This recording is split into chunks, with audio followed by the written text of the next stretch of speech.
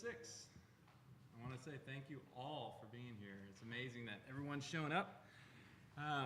So today we are doing a workshop. Isn't a posted meeting per se. It's a little bit more of a workshop. Oh, do we have these on? Yes, sir, they're on. Okay, good.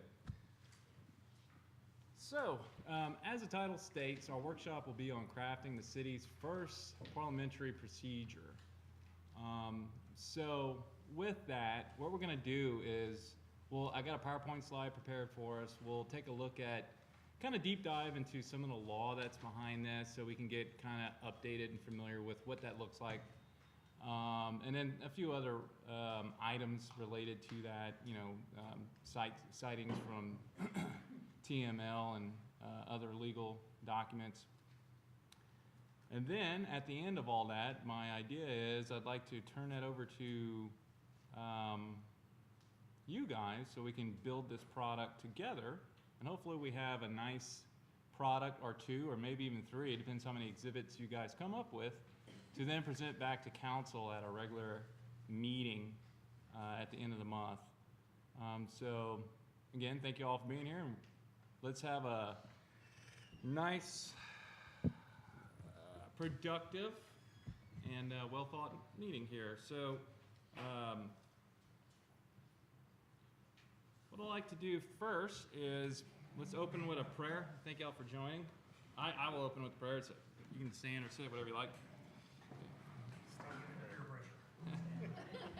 O merciful God, grant that we may desire ardently to search prudently and recognize truly and bring to perfect completion whatever is pleasing to you for the praise and glory of your name. Put my life in order, O my God. Grant that I may know that you require me to do what you require me to do. Bestow upon me the power to accomplish your will as necessary and fitting for your salvation of my soul. Grant me, O my Lord, my God, that I may never falter in times of prosperity or adversity, so that I may not be exalted in the former nor dejected in the latter. May I not rejoice in anything unless it leads me to you. May I not be saddened by anything unless it turns me from you. May I desire to please no one, nor fear to displease anyone but you.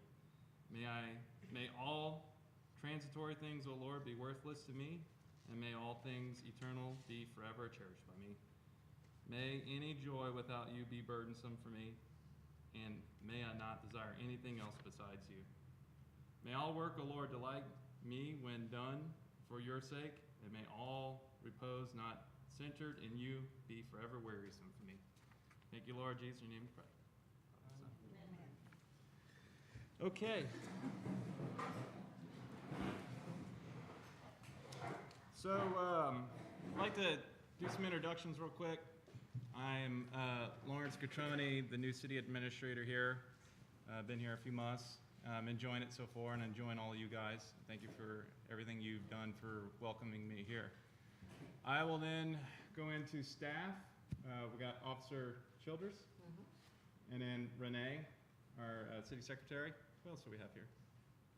Is that it for staff? Okay. We also have Mayor Linda Owens, and then City Council woman Melissa Funch, and then Councilman Justin Richardson. And are there any other councilors? Oh, Ricky Wood.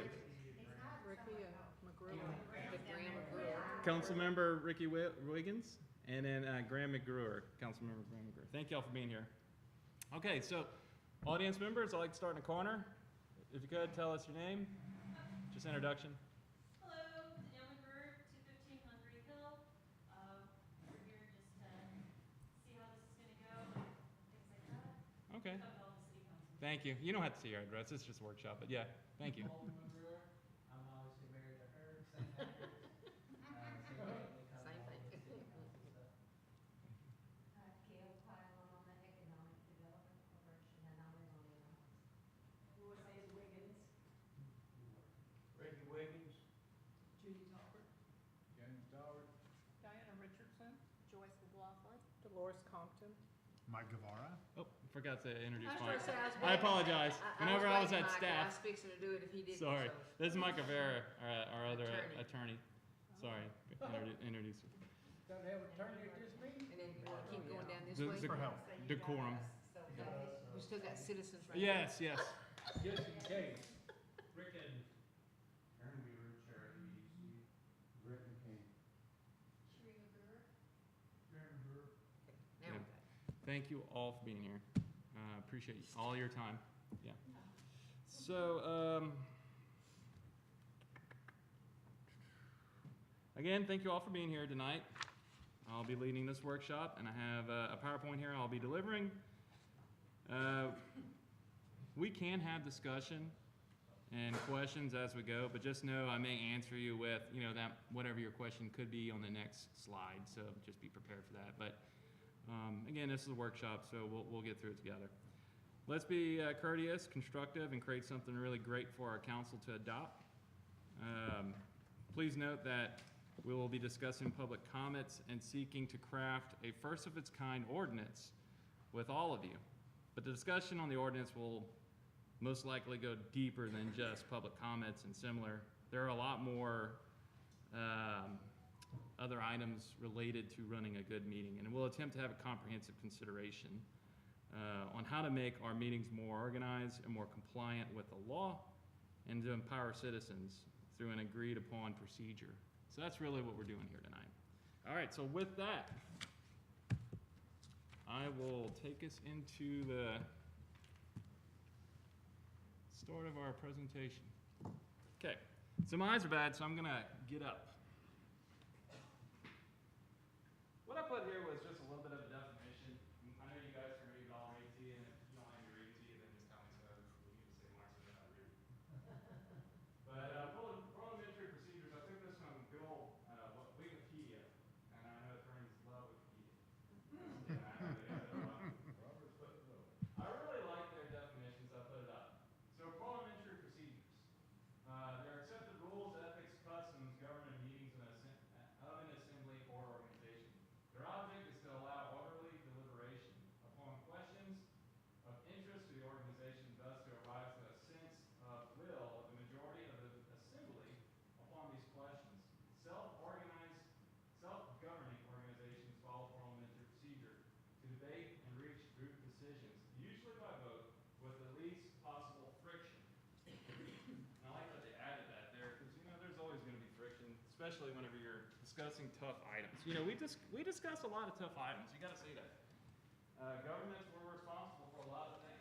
It's a very hard field to be in, but love it.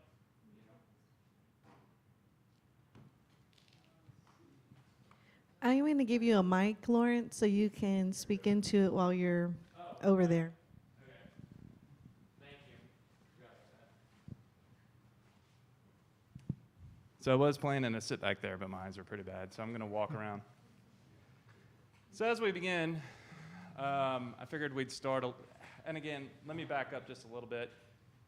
What we're discussing tonight, I already described, but these items, typically cities have already gone through a very long time ago and already have procedure set in place or some sort of understanding.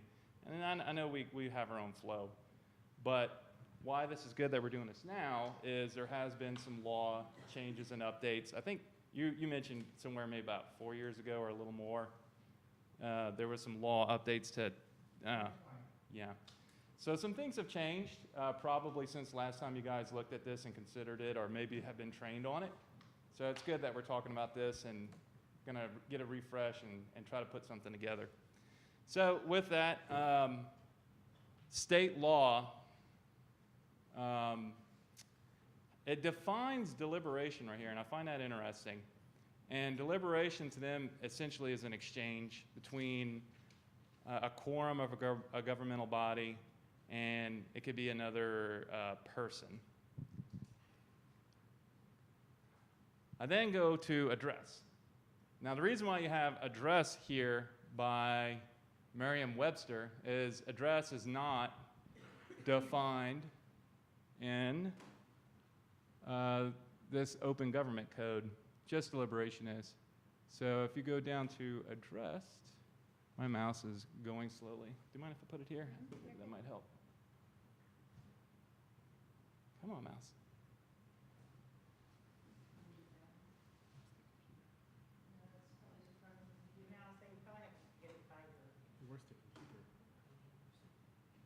It's funny, I was working back there. Maybe I'll just, Yeah, you're probably too far away. You're too far away from your computer. it's right here. Oh, it's right there. Okay, here we go. All right, so address, since it's not defined in the state code, you have to go here. It says to deal with or give attention to direct efforts, to communicate directly. So let's go back up to deliberate. Deliberate, it obviously says they're exchange, right? That means kind of a back and forth.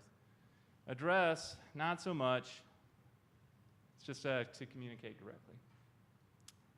So moving on, 551.07, this is back to TOMA, Texas Open Meetings Act, the law.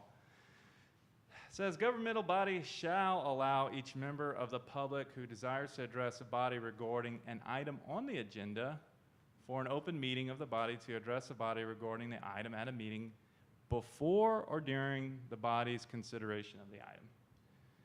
Governmental body may adopt reasonable rules regarding the public's right to address the body under this section, including rules that limit the total amount of time that a member of the public may address the body on any given item. So I highlighted that to just point out this section talks about or deals with something that's listed on the agenda that's been posted. This is now going to our adopted city ordinances. This is kind of really all we have in place in relation to what we're describing. We do have another section in there that talks about good behavior is the best way I can describe it, or you can be dejected. That exists, but I didn't put that in this PowerPoint tonight. This is the only thing relative that I found on the books. So this says that the presiding officer of the council may recognize for a presentation any member of the public who requests an item be placed on the agenda in accordance with that section. Presentations of a member of the public, whether appearing individually or representing an organized group, shall be limited to 5 minutes, allowing discretion of presiding officer to reasonably extend time. No person who is not a member of the city council shall address or attempt to address a meeting of the city council unless he is recognized by the person lawfully presiding at the meeting. And then it goes into no disrupting of meetings. So this has been in the books since 1998. And I point that out to say, you know, this isn't surprising me. We've got a lot of things here that are pretty old. I've got a lot of updating to do. And that's just a side of our day-to-day people coming in wanting to do, you know, plating, zoning, questions, or BlackRock, or whatever else is going on. But we're going to get through it. As they say, how to eat the elephants one bite at a time. But, you know, we do have to update a lot of our ordinances, a lot of our applications, and we're going to get there. Inquiry made at meetings. So this is another provision out of TOMA, Texas Open Meeting Act. It says, at a meeting of a governmental body, if a member of the public or the governmental body inquires about a subject for which notice has not been given, as required by a subchapter, the notice of the provision of the subchapter do not apply to a statement of specific factual information given in response to the inquiry or recitation of existing policy in response to inquiry. Any deliberation of or decision about the subject of the inquiry shall be limited to a proposal to place the subject on the agenda for the subsequent meeting. So that's the only place there that they decided to go ahead and put in deliberation, and I find that interesting. The other spot was address. But so going back to this, to distinguish, the other one was talking about posted on the agenda as an item. This one's related to not being posted as an agenda item. So those are the rules for such. So basically, if it's not an agenda item and you come in to speak about it to the council, this is what the council is allowed to do by state law.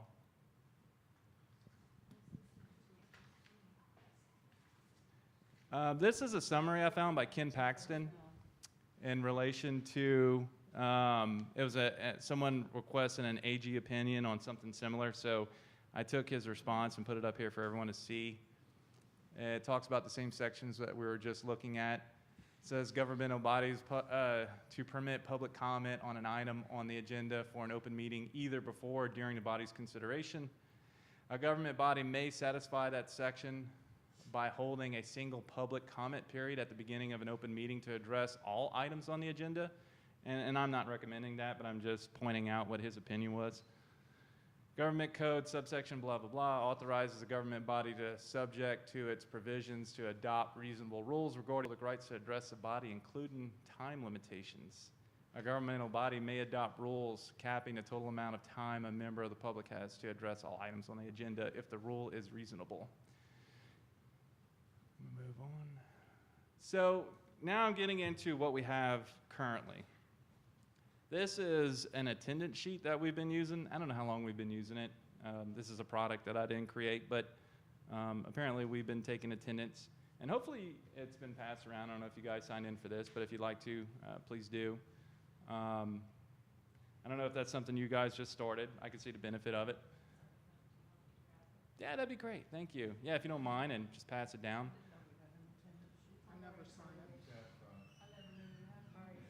You're not required to sign in, but it's like right in the lobby and you can. On the table. I just thought that was if you wanted to speak, you signed. Yeah.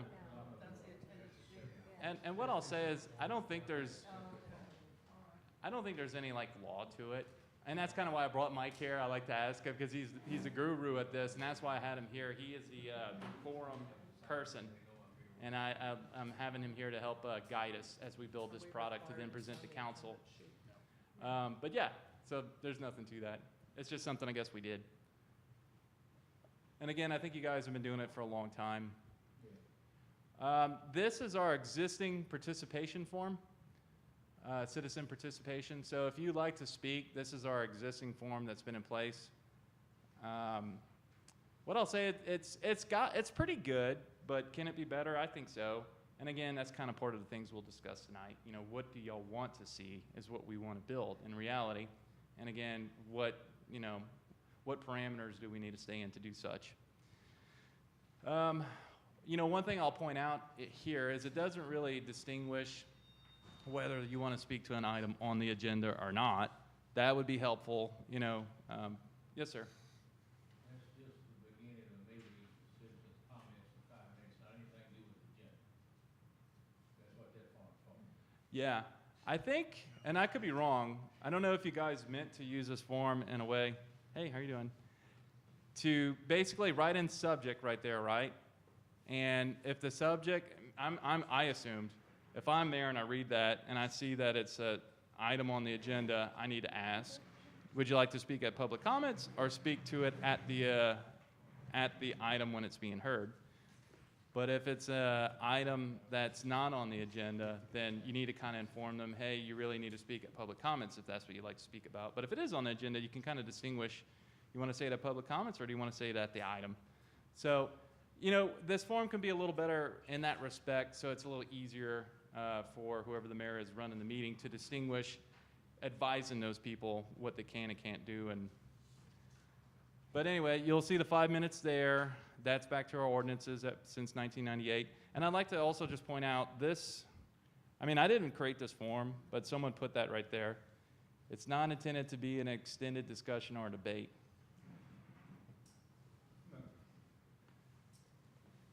All right. So I went ahead and emailed TML. You know, we use them for quite a bit, legal services. And I asked two things. I asked if they had a sample agenda template for us just to take a look at and consider, because there's so many different agendas out there. And then secondly, simple question, what is their thoughts, legal team of TML, for city council members to engage in dialogue, debate, discussion with members of the audience when they sign up to speak at council meetings? And then here's their response. With regard to your question about public comments, if the item that the citizen brings up is something that was not on the agenda, there are only a couple of things a council person may safely say during public comments. Where are you reading? Third paragraph. Right Oh, I here. see it now. Yeah. Okay, go ahead. Okay. There are only a couple of things that a council person may safely say during public comments and remain compliant with Texas Open Meetings Act, TOMA. A council member may make a statement of fact regarding the item, make a statement concerning that policy regarding the item, or propose that the item be placed on a future agenda. The members should be very careful not to make any other communication because if the item was not on the agenda, council is prohibited from discussing it. And Toma's pretty clear on that. If the item was on the agenda, the city council members should still be very careful engaging with the public. The big question here is whether the time a council member spends speaking will count against the speaker if the city times the speakers, which we have in place at 5 minutes by ordinance. Usually, I think the most conservative advice is for a council member to actively engage with the public as minimally as possible during public comment. And then she shared a link to their Texas Open Meeting Act handbook. Excuse me. Hey, Brian, thanks for being here. I think we got a chair right here if you'd like to sit. Come join the workshop, Brian. Thank you for being here. So this came from Sarah Tompkins, legal counsel, TML. All right, moving on. Texas Open Meetings Act. The law also has another provision for it that for training. See where it says shall, and everyone who's a council member knows how that goes, and I just want to point that out to everyone. When we read law, even our ordinances, if you look into them, if you see shall, that means shall. They didn't mean to put shall, but if you see may, then that's different. That means council has a choice. But I point that out because it gets very confusing. We hear it a lot, like, it says here that y'all are going to do X, Y, and Z, and I'll go and look, and it's like, well, it says may, and I have to explain to them, council may do something, but if it says shall, then you have to. And this is the state law.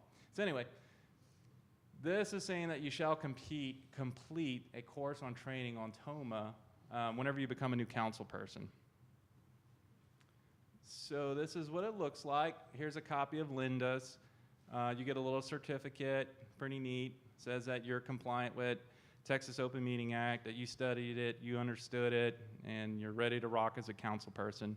So pretty much everyone who's ever been a council person is a council person today and will be a council person in the future, has to do it by state law.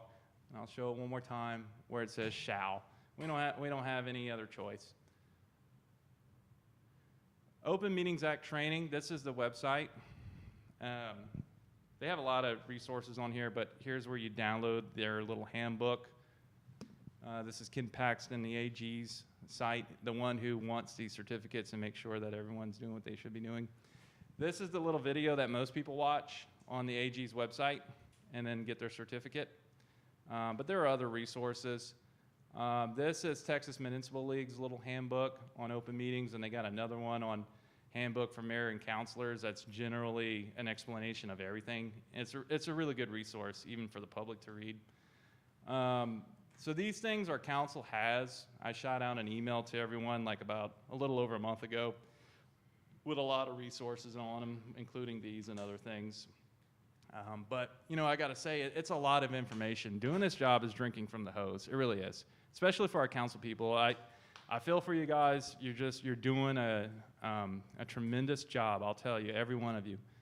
But, you know, it's voluntary what you're doing, and you guys are amazing. I have to go back to these. Go ahead. We do it for the money. Oh, yeah. I have to go back to these books and trainings all the time, you know, every day. It just depends what's going on, what the phone call is about. And I know that you guys do as well, but, you know, I know you have your lives to live. And all right. Texas Municipal League's Handbook for Mayors and Council People. I wanted to show you guys what that handbook that we were just looking at, what it says in there. So this is related to the mayor. Under law, mayor is presiding officer of city council. In a capacity as presiding officer, mayor's actual powers in legislative matters can be greater than those of other council members. For example, the mayor can influence the flow of debate through the power of recognizing council members for motions or statements. Also, mayor rules on questions of procedure at meetings, and those rulings are binding unless successfully challenged by a majority of the governing body. And then finally, a mayor of a Type A general law can formally object to ordinances and other resolutions that were passed. Excuse me, but what's the Type A general law? It's a form of government that we have here. Whenever it goes back to a certain size of the city. Actually, I'll share just real quick. I'm glad you said that. If we ever get to 5,000 population, we'll have the choice, if everyone here so chooses, to have an election and go home rule. And we may get there because it's another form of government where they have different provisions. They form a city charter, and it's like the constitution of the city. Yes, sir. Go ahead. Can I say something about that? Sure. Just so you'll know. So general law city, home rule city, one of the things to think about is thinking like insurance policies, right? Everybody's familiar with that, where you have like an inclusion policy that says this is what is included in the policy, right? Is everybody familiar with those? Yeah. That's what a general law city is. So we have to look at, so like chapter 22, the stuff that Lawrence is quoting, or it says under the law, that's out of chapter 22 of the local government code. And what that does is that sets up with a general law city type A, which that's the biggest of the we have B and C as well, but A is the biggest. So a general law city is like an inclusion policy. Like we're only allowed to do what the state of Texas allows us to do as a general law city.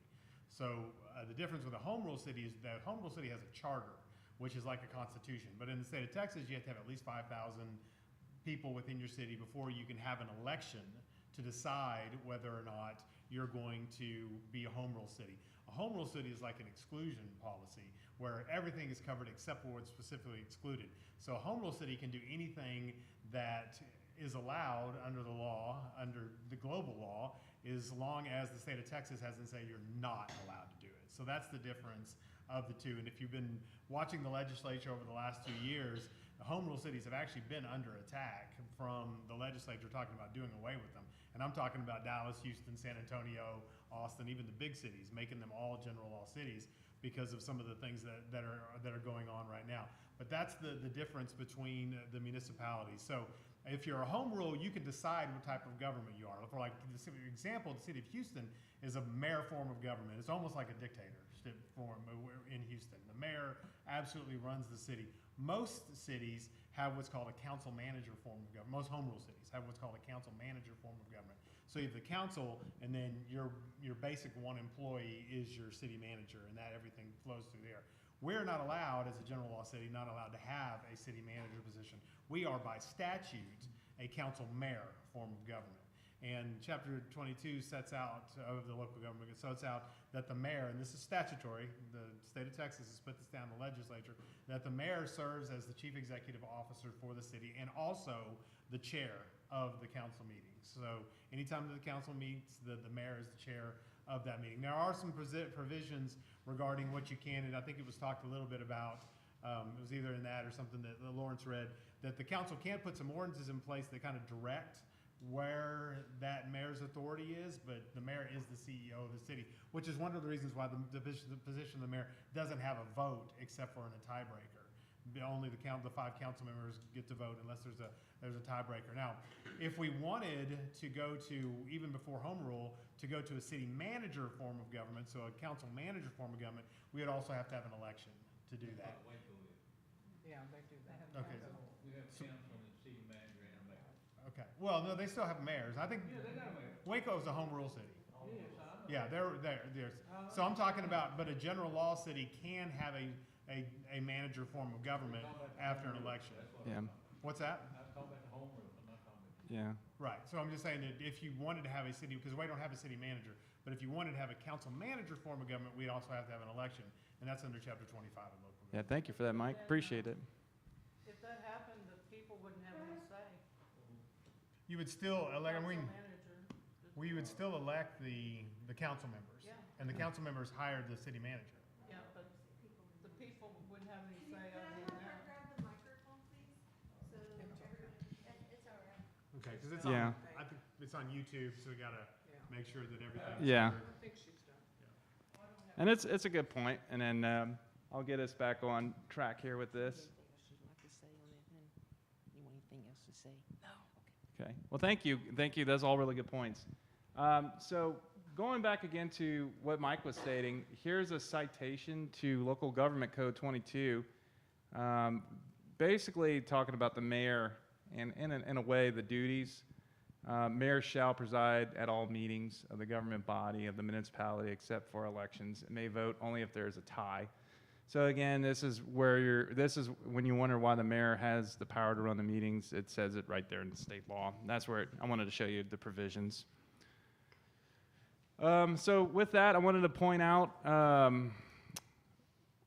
we are going to make some changes. You know, we're getting this government, I guess, updated might be the best way to say. I see a lot of things that I think we can get a little better. So I'm going to try to keep council, you know, up to date on recommendations and progressing us in the correct way. One thing that I'm recommending is, well, we're going to start doing actually, is we've been working very hard at trying to make sure that our agenda packet is posted by Friday afternoon before we get out of here. And we're doing a good job. Renee's doing really good. And I thank her for all her hard work. What we're going to start doing with that from now on is as soon as that agenda packet's posted online on our city website, I'm going to start doing savvy citizen notices out to the public. Hey guys, packet's now available. Please go and see it whenever ready. Here's the link, and I'll include the link to the website so you can go look at it as soon as it's up. That's my plan. You'll start seeing that the Fridays before the meeting. So hopefully you have it in your hands. And if you got any questions, and I always email, I'm glad we're talking about this because I don't think about everything, really, you know. I always email council, hey, if y'all have any questions whenever we shoot you this packet out, feel free to get with me Monday all the way up to the 5 minutes before the meeting. Let's go through this. Whatever you want to go through the whole packet, any questions, whatever, let's do it. You may have found something that I've overlooked, and let's get this figured out. Who knows? You know, if you just got questions, whatever. But I do, now that I'm thinking about it, I'm glad that I'm talking about it with all of you here. I want the same word out to the public, and maybe I'll put that in my blast out through Savvy Citizen. If the public has questions, feel free to email me, call me, come by. You know, we'll go through everything. I'm not going to sit up here and pretend to be perfect. I'm not. So, you know, we'll make mistakes and we'll get them corrected. So anyway, I say all that to say that. I do got a question for you, James. You said that, I think you called Renee and you said you had some issues with the website today. I couldn't find the agenda, and it was on the second page, which I'm not used to because I haven't been used to the front page being full. Oh, yeah. That's all. I got you. So he was looking for the posting for today for the workshop. Yeah. I know the council has been voicing a lot of different opinions about our website. I don't know if we're going to get a new one or not. Probably will, but we're coming up to budget talks, and that might be one of the items. We got a lot to talk about at budget, so just FYI, just hang tight. Let's see. She told me it was on the second page, which I didn't know. Yeah, and that's just a website feature. You know, the website is a little squirrely. We get calls where... A lot of old stuff on there. Maybe it needs to go away. True. So the next thing here is our website. Our old agenda. So I just wanted to show you guys, obviously this was last month's March. This is the notice for citizen presentations, comments. It says council welcomes comments at this point on items not listed on the agenda. Speaker must sign up before the meeting begins.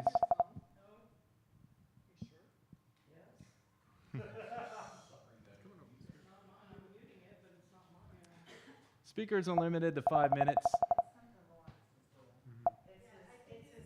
Oh, is it? Yeah. Oh, well, I'm going to stop using it. Use that blinker. Yeah, it's the blinker. I didn't know it was doing that. I was like, what is that? Now the other one doesn't, the other one doesn't do it. Okay. The other one doesn't do it. The one I stole doesn't do that. The council cannot respond to matters not listed on the agenda. So I think what I wanted to point out to you guys is this was the new agenda that we just rolled out that you saw at the last meeting. Got a little bit updated. The reason is just like everything else, trying to get just more organized really is all it is. And let me back up to our old one more time. Well, so what I want to point out, just so you guys are aware, what we were doing previously is for some reason we were adding bold titles to captions. These are items for consideration. They call those captions. The captions must apprise the public of enough information of what's going to be discussed. I never seen a city that was doing titles to those. I don't know why that was going on. But usually what you see in these bold titles is flow of the meeting. So let me go to that, because just look at this, that everything's kind of bold and jumbled up. Whenever you go to the new one, what we have here is what's in bold is representative flow to the meeting. And then if it's an agenda item caption, then it's in this format. So I find that this is a little bit easier to follow. Mayor shaking her head that she thinks it's a little easier to follow. All right, well, thank you. That's just one of our latest updates, and I'm glad you guys like it, but if not, feel free to let me know. Wanted to share with you guys an agenda from Crawford. So they're a town of 800, and this is what they say for their public comments. Individuals who have signed in before the meeting will have 3 minutes to voice their concerns and issues. The city council nor the mayor can comment on or act on any item that is not on the agenda. Citizens should make comments during this time and not during the meeting.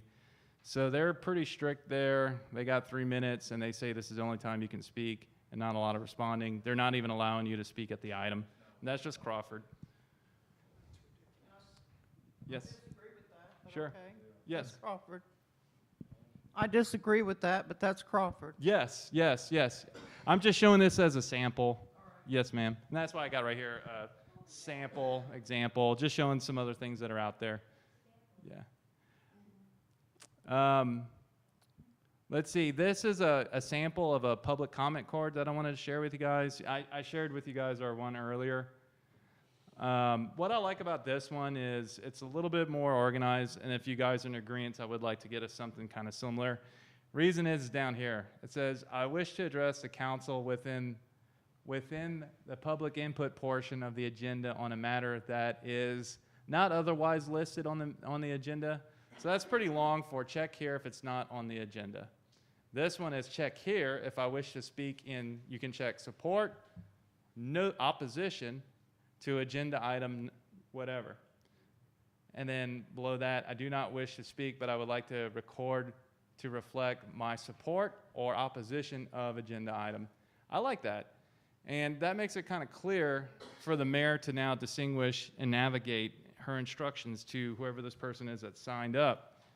Because she has to figure out, basically going back to the TOMA that I showed you guys, is this listed on the agenda or is it not? Because the law dictates what you can and can't do versus the two. And this kind of gives you a clearer understanding. So if you guys are okay with that, I might try to, yes. So I understand the part about it being on the agenda or not being on the agenda, but sometimes in coming to the meetings and hearing the discussions on different items, you might see it on the agenda, but you don't know everything about it until you hear the council talking about it, and then you may have an opinion Right. about that.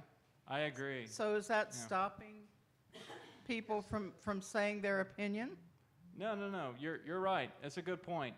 And Like, I can read the agenda, but if I haven't been at the meeting and I don't know what the council has discussed and all that, and I get to come to the meeting, I might need to say something. Not, a short thing. We usually have a portion of public comment that's agenda.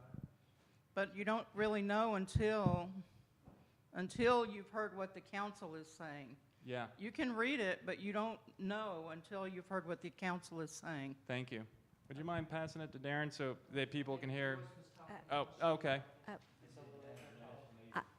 That's how I feel, is a lot of times there may be an agenda item that I'm against or I'm not completely in agreement with, or maybe I don't understand it well enough to have an opinion about it. But once I hear the council discuss it and I hear the public put their thoughts in, then what I was against, I may be for, because of how the council is their discussion goes as to how they're going to vote. And it helps me to understand it and to decide whether or not it's something I think it's good for the community. Thank you, Joyce. We'll let Darren speak, and then Rick, and then whoever else wants to talk, and then Mike says he would like to give us a little information on some of the things that were just said. Well, I wasn't at the last meeting, and I haven't viewed the last meeting, so I feel like I'm kind of neutral in regard to what may or may not have occurred in the last meeting. I want to point out that, you know, when we look at the national government, you know, that we have 435 elected officials. We can't have 340 million people put their 2 cents in, right? It's a representative republic, right? And that's the same with the state legislature, too. If 30 million Texans just can't sit there and talk about an agenda item and have the legislatures listen to everything and then start voting on it. But we're a little town, and, you know, the majority of us have all known each other for a while, and we're under a different statutory requirement for how we conduct meetings. But I think we're generally all in agreement that the public has a right to speak at the beginning of the meeting if they sign up, right? In principle, we all agree probably on that, right? And it's statutory. But then I think I've seen in the past on certain agendas in which the council will discuss an agenda item, and then there will be a section for public comment, right? And I don't know what was on the last agenda or not, but it would appear to me that particularly on a controversial, now the reason I brought up the national government is the following. You do have representation. Your voice is heard in the city via your elected council members, right? So one could make the argument that the public may never speak because the elected officials speak for them, right? That would be one side of the issue, right? But we're a little town, and we all know each other, and so often there's things that are dear to our hearts that we want to speak at the meetings. So I'm not saying we do that. If we're a bigger town, I mean, I don't imagine that Killeen, the public gets to come running in and talk about every agenda, right? There's just not enough time, right? They have to do it through their elected officials. But I have seen in the past on city council agendas that we leave room for public comment after we do an agenda item or before it's voted on, right? Am I wrong? Why are you giving me that look? We have, right? Yes. Right. Okay. So, I mean, we need to decide now whether we're going to do that or not. I mean, I think it's part of the purpose of the meeting. But, right. No one on the city council or the city employees want to hear what I'm going to say next. But imagine if you're someone in the public, though, and there's something important to you. You come and you speak on it at the beginning of the meeting. It's not going to be an agenda item, if at all, for another month, right? And with the pace of the things that are going on around here, right, I'm going to throw this out there. We might need to have city council meetings more often, right? In you know where I come from, right? In 1,000-member units, we don't wait a month to have a command and staff meeting, right? We have one every week, right?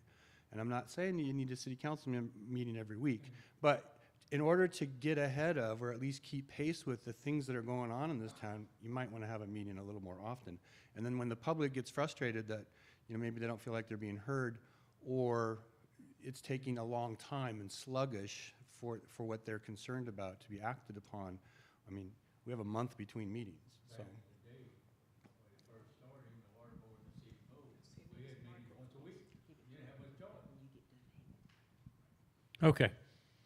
Let's talk about last meeting. We were discussing the roll-offs every month or so. So it got to the point where that was just going in a free-for-all. The thing I wanted to do was raise my hand and say, well, look, you know, these guys are coming in there and using their trucks and trailers and loading up that dumpster, and that's not allowing anybody else to use the dumpster. Well, quit letting those people that come in there with trucks and trailer fulls load up the dumpster. Just let pickup truck fulls come in. That's one thing. Then we get to the point where we couldn't even raise our hand and say anything, so we need to address that situation where if I got a comment or a thought that we can give to the council in the middle of one of these discussions. We just need to figure out how we can govern that situation through that part of the agenda site. You know, we have a motion, we have a second, and then open it for discussion to the people or on the floor. That means council or the public themselves. So we need to figure that out. Do y'all want to, would y'all like to let Mike kind of give some responses or just keep going and going? Okay, let me clarify a couple of issues for you. One, prior to 2000, you had absolutely no right to speak to the council. In 2000, they passed laws because the Supreme Court made a ruling and said, you have a right to free speech. You get to speak to the city council or governing body. Okay, so from that, we've evolved, and in 2020, we actually have a definitive rule coming down from the state saying this is how we interpret what the court is telling us to do. And you do get the right to speak. It tells you when, and it tells you we get to determine, I'm using the royal term, okay, the government gets to determine the amount of time for that. Some places it's 3 minutes, some places it's 5, some it's 10, okay?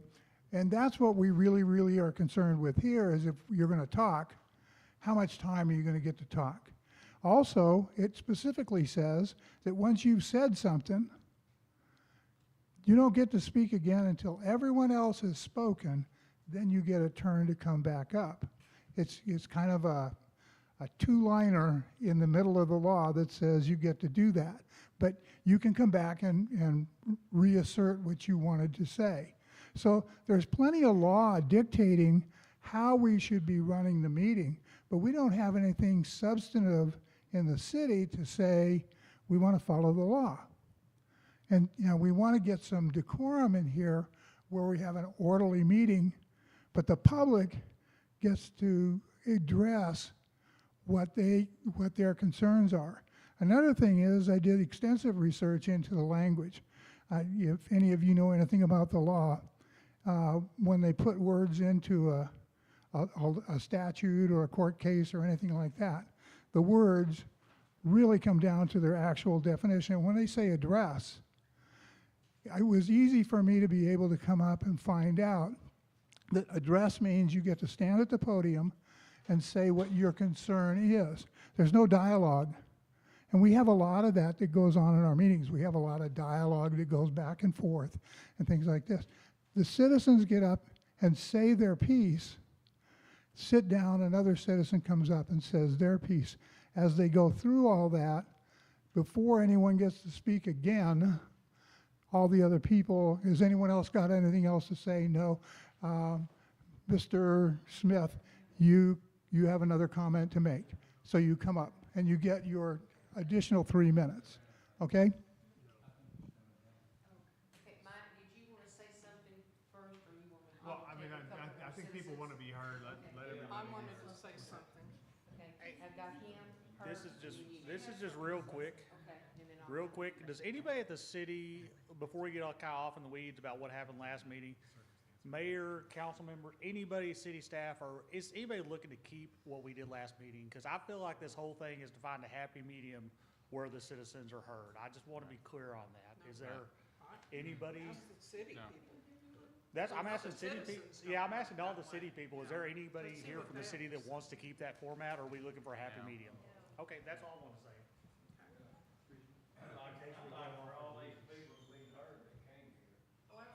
That's what I'm passing the mic around for, Mr. Biggins.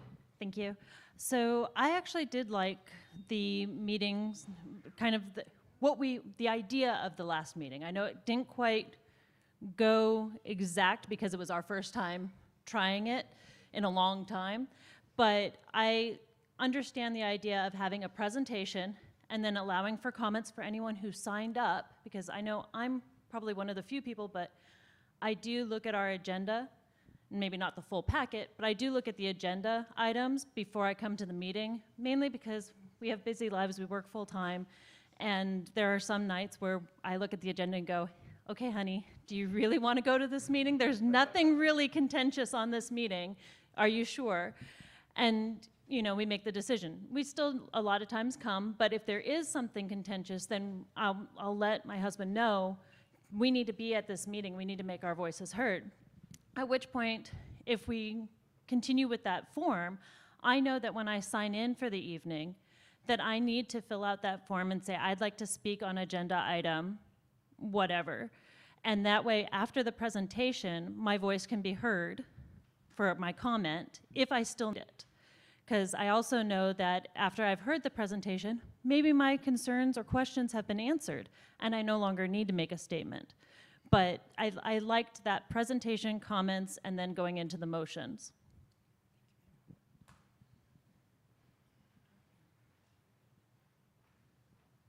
Okay, so I have so much to say, it could take up the whole meeting, but I'll condense it.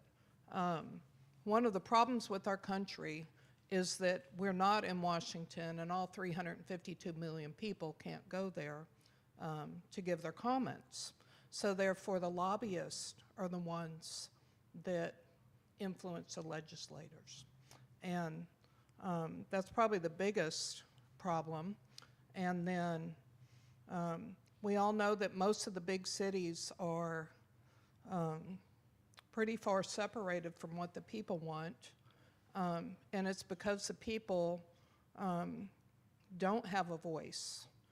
One of the very best things about Bruceville-Eddy is that you have an atmosphere all these years where the people have had a voice, and where the city council has given people that message that we want you to show up at the meetings, we want to hear what you have to say, we take into considerations your opinion and the things you have to say. So it's disheartening and concerning but it's not disheartening because this meeting is good, you know, where you can have public input. But I had a couple of questions, but you asked it. You wanted to know how the other members feel about how the people that are actually elected feel about lessening the ability of the citizens to speak. I wanted to know how and you'll answer this, I'm sure, after we're done, what is it that we've been doing right now or all these years that isn't following the law, just because our format is a little different than what Crawford does or what Lorena does or what Houston does? In what way has the city been breaking the law? The other thing I wanted to say that Mr. Edmonston touched on is that when the items are on the agenda, sometimes as we're sitting in the audience, it's unfolding in front of us. And I might a lot of maintenance, but as information comes out, that prompts me to want to ask a question for clarification. Or sometimes people throw in their 2 cents. You know, they want to give their opinion to the city council because the city council has always had an atmosphere where they solicited the opinion of the citizens. I think it would be a mistake to change that.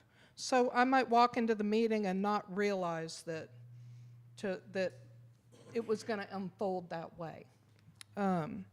So the other thing I needed to know, and I'm not trying to hog it, was are we allowed to ask questions of the council members when we fill out the form, or are we only there to give a statement? So basically that's 3 things. How are we not following the law? What can we do about if we don't fill out the card that we want to talk about something, but something unfolds and it turns out we have something to say or a question to ask? And the next question is, are we here to ask questions of council members or the mayor? Or are we just there to give a statement? And that's all I have to say. Thank you, Mr. Mayor. First of all, I'd like to address what Mr. McGrew said. That'll keep me from addressing it later. The the state law might have been to where they allowed you to speak after 2000. Before that, there was not a law that prohibited you from doing that. So it's always been that way here. We could always speak. What I do agree with is, I don't have to address that in a minute, is allowing everybody a chance to speak that wants to speak. Then, like you said, nobody else can speak again until they finish. Then limit the talks, because we've had them, and I call it ratchet jawing, on, and you be here 3 or 4 hours. I don't like that. I don't think the people do. So thank you for saying what you said. Good evening to all of you. Council persons, mayor, and the city administrator. My name is James E. Talbert. Most of you know me. Some of you do not. But I want to make a few comments because it's important to me. I'm here to be of help, not criticize, but inform, to help and support, I hope. I truly did not want to be here tonight. I'm not in good health, and I can only see out of one eye, so I had to write it down because I didn't be a long-winded Baptist tonight, because that just, the ad-lib as I went. I'm retarded from public service, retired, so to speak. And I handed the ball off to you, city council members. And I felt like I put it in good hands. That don't mean I have to agree with you all the time, but I trust you and I vote for you, or I don't. What I'm going to say is not narcissistic, pulling my chain, but it's about my qualifications to speak on this subject. Speaking from experience and now as a citizen, which I am, that you represent. I've been involved with the city for 52 plus years, starting in the fall of 1973 with a petition I presented to Judge Bob Thomas, a little crippled man, for voter incorporation that followed in April of 1974. I served 18 plus years on the city water board, 2 terms on the city council, which 6 months I said it to city secretary. We didn't have an administrator then. The city secretary did it all. The financials, kept it going, the utilities, whatever. Now, I'll tell you something. That was quite an experience for me, even though I was knowledgeable in certain things. But the mayor had resigned because he hadn't made 5 meetings in a row. And the city secretary was fired because of incompetence. And the mayor pro tem said, James, you gonna do it. Well, the bills had to be paid. That's all I can tell you. I did the best I could, but it was quite an experience because we were in a period of growth and transition and dissension. It was not easy. 2 years on the BEDC. 3 years on the school tax collection board and administrator of the Eddy Cemetery for 20 years. Majority of my life. I don't regret it. Public servants are held to a different standard, whether we realize it, like it or not. It is akin to pastors and teachers. Fair or not, as these people have a great influence on society, changing lives, our health, our safety, our welfare, and yes, our future. And last but not least, our money. Most of the time, it is a thankless job, but it is rewarding.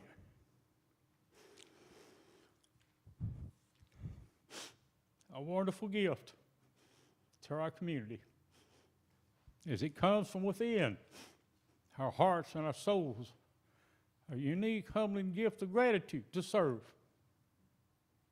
Difficult. It is not about us as servants. As Apostle Paul wrote, it's about serving others.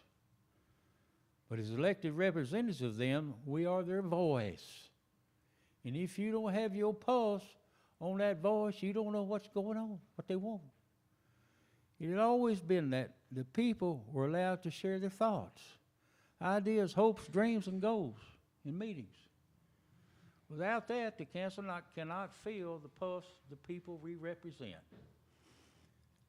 We're still a small community that has compassion, relationships. Like people said here a while ago, we know everybody. Some of us got very personal relationships, some with just acquaintances, but we know. It's an honorable thing you, as administrators, do. You in administration have access to information and papers that the general public does not have. Therefore, always strive to do what is the citizens' best interest, even in the long term, even if it is unpopular. And it is sometimes, because they don't have the information.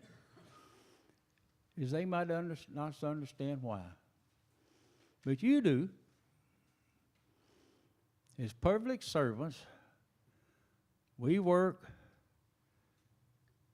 and serve them, not in reverse. Do you hear what I said? We work for them, not in reverse. I appreciate every one of you serving, and I wish you all the best. Thank you very much for letting me speak. Next.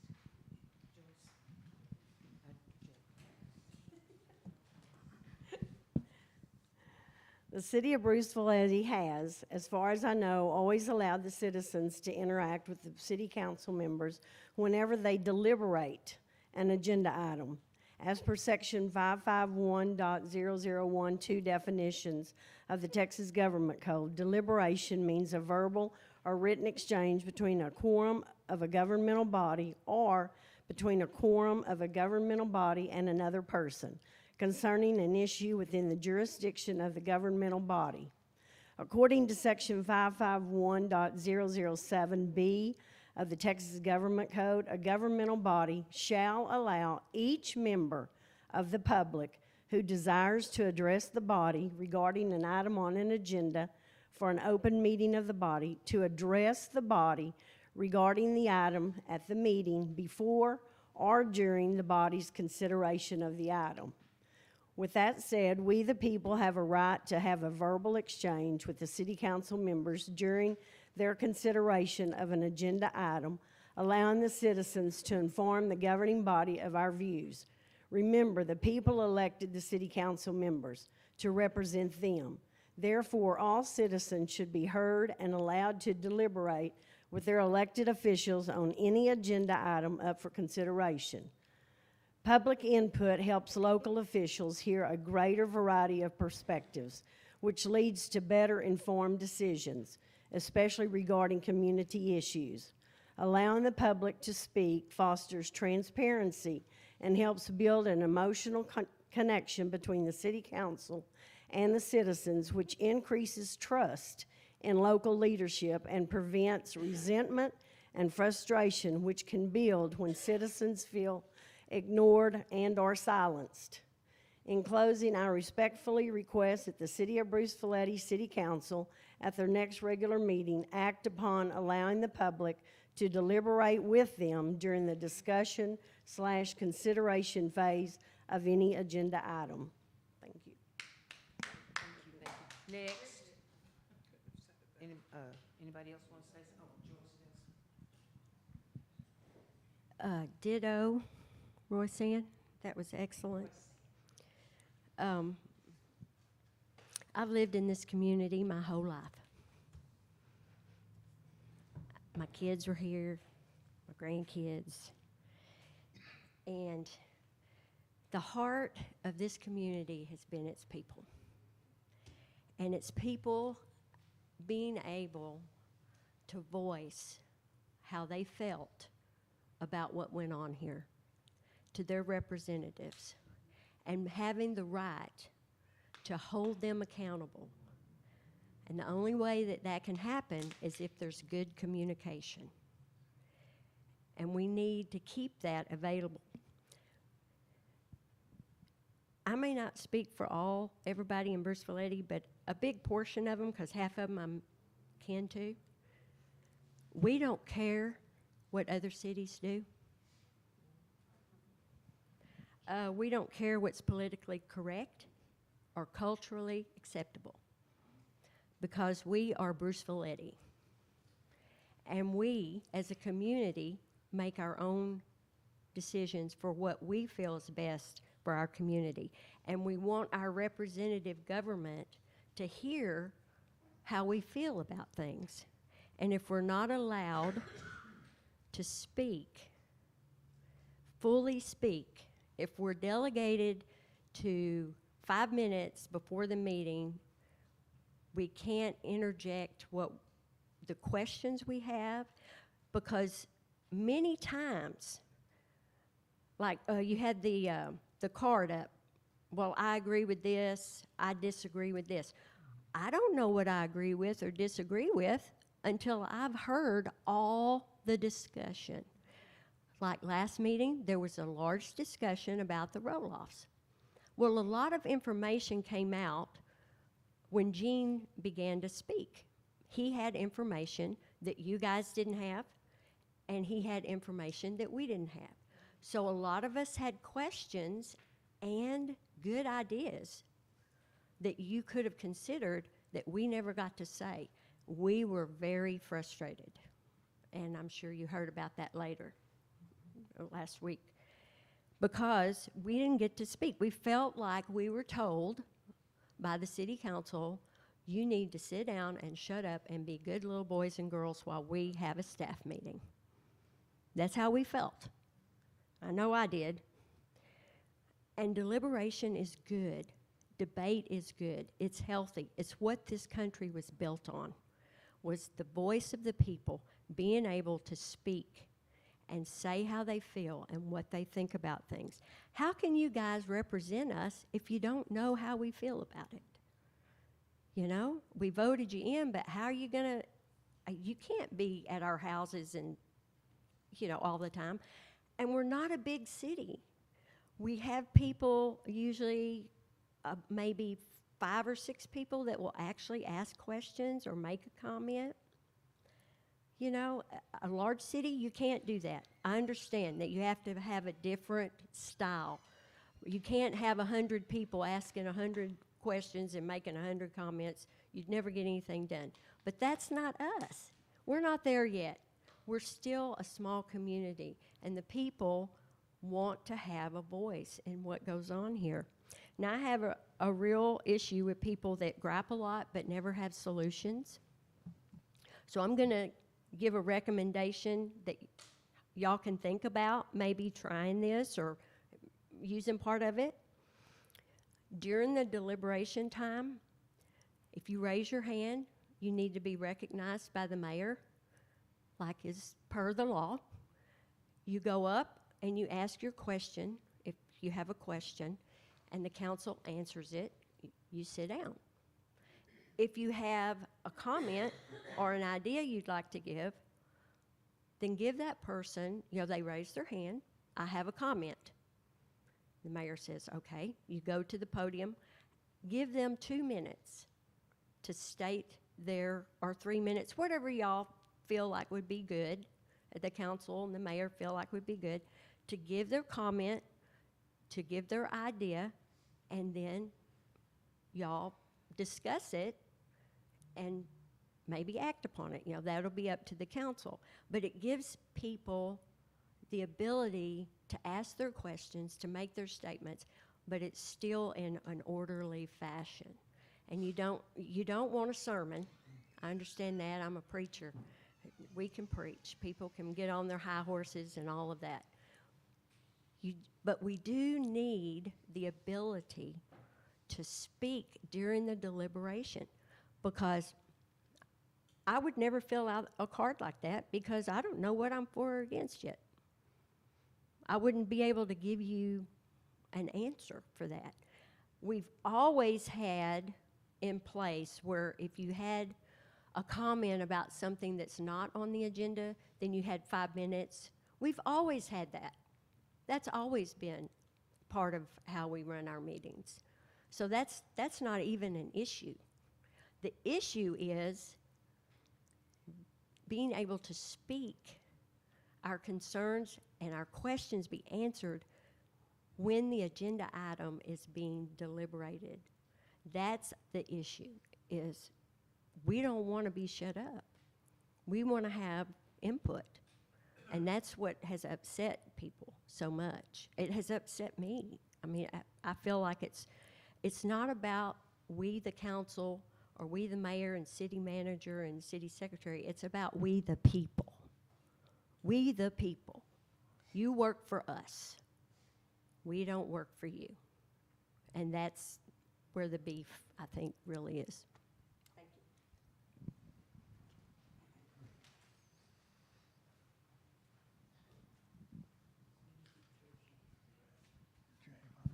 Okay.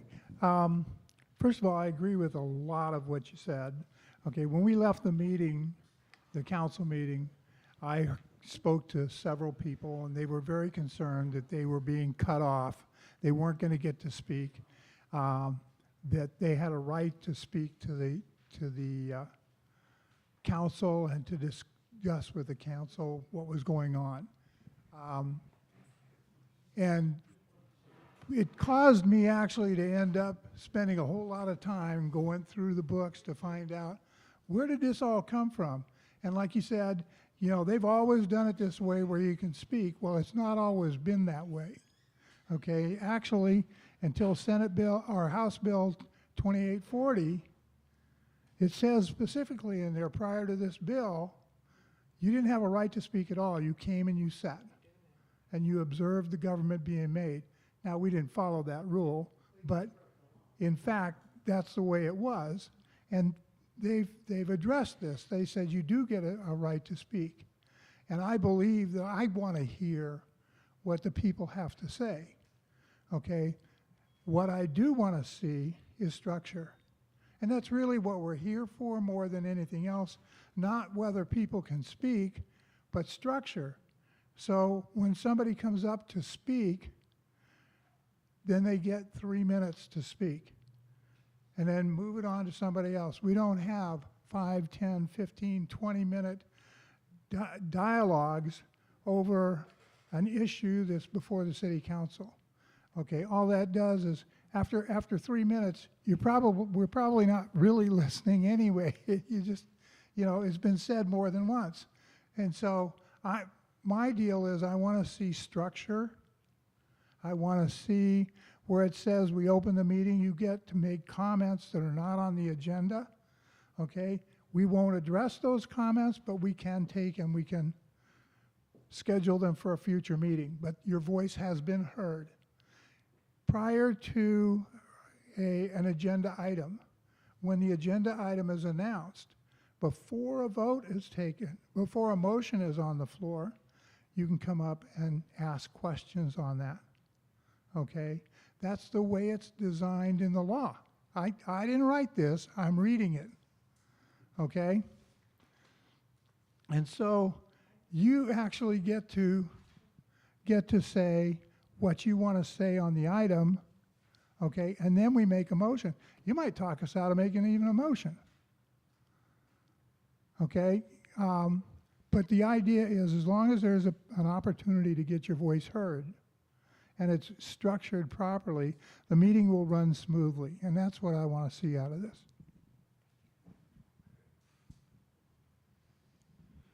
So I really wanted to address this when Mr. Talbert was here. But many of y'all have been on this council when the new gun laws came into effect. Everybody sees that I carry to every city council meeting. The law now says that is permissible, right?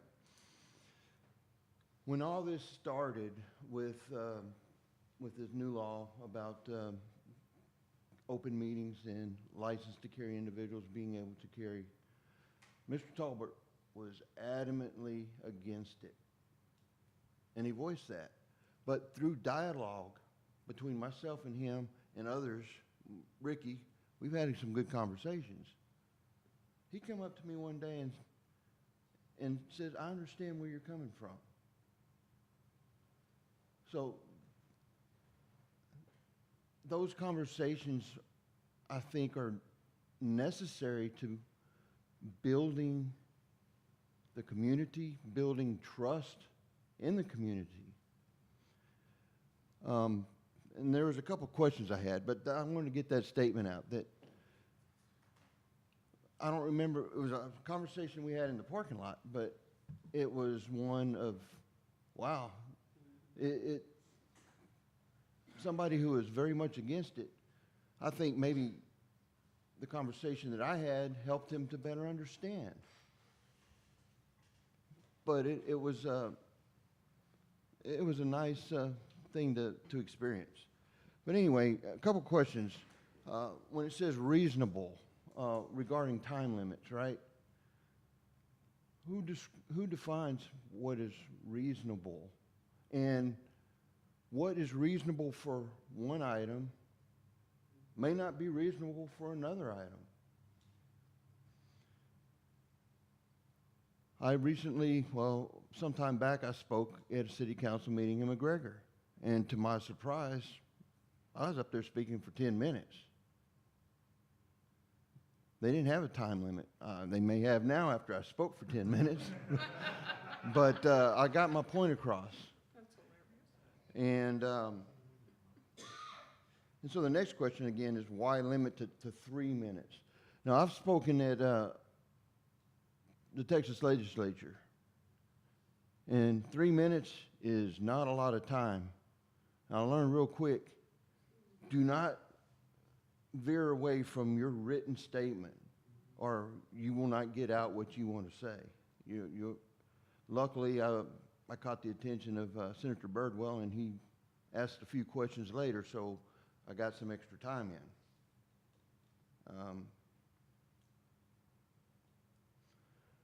No, I didn't watch the meeting. I had just gotten home from work that day.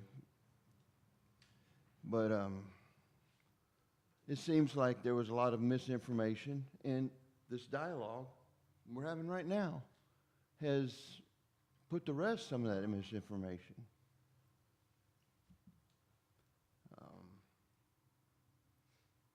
And one last thing, I agree, don't compare Bruceville-Eddy to other cities. We're our own city. I've only been here since 2011, but my wife's been teaching here for quite a few years at the schools, and I've been a part of the community in certain areas, and I go to the city council meetings when I'm able. A lot of times when I am home, I'm gone a lot. I have a pretty strict reign. I'm gone more than 6 months out of the year. So it's either keep the wife happy or voice my opinion at a city council meeting. But that's about all I have right now, and I appreciate you taking the time to have this meeting and to listen to us.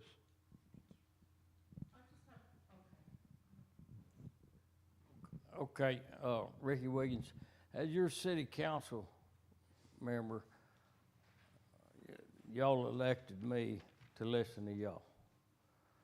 And how can I listen to y'all if I can't hear you, what you're saying, And as been spoken here tonight, you can say what you want to say at the very beginning of the meeting or before the council, when the council brings item 7 up, but before they even make a motion on it, because they have to make a motion and a second before the council can deliberate on it.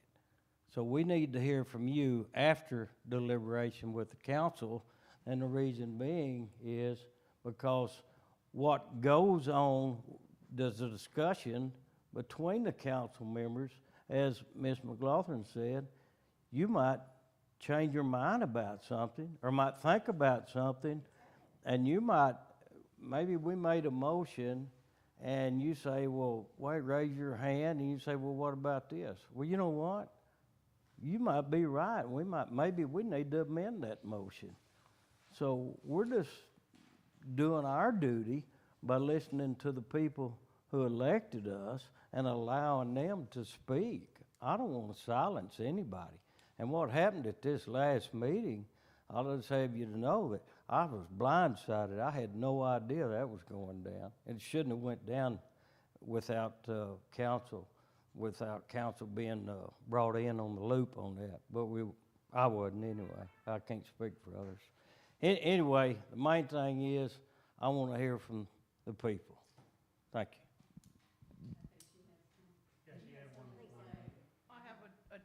I have a disjointed question. You know, when y'all are up there and I'm looking on the agenda, and it's like, and you're saying this, and this with no discussion, we're just gonna vote on it? Do you know what I'm talking about when you do that? Oh, the consent. The consent, what, okay, but, that has nothing to do with what we're talking about, right? Right. Okay, that was my question. That's really separate and apart. That's like finances or something like that. It's But- usually stuff that's very We can pull it. non-confrontational, but we can Council talk member about it. can pull it. Oh, okay, you can, but Yes, ma'am. It's usually just like mostly housekeeping, Real approval of the simple. minutes, approval of the monthly budget, what was spent. It's like housekeeping items is mostly Okay, what I'm the just consent agenda is. curious. Yeah, but if you were to see something like that, if you seen that on, something on the consent agenda that you wanted to have a question about, you could ask a council member, Yeah. would you mind pulling that? She can pull And it. a council member could pull it, She can pull and it. then we could talk about it. What does that mean? Full Yeah, citizen. well, No, it would have to be a council member. It has to be a council member. but No, in other words, we might agree, it might be, Change that wording. you know, the minutes, We put it on the, there, a citizen or a council member can pull it.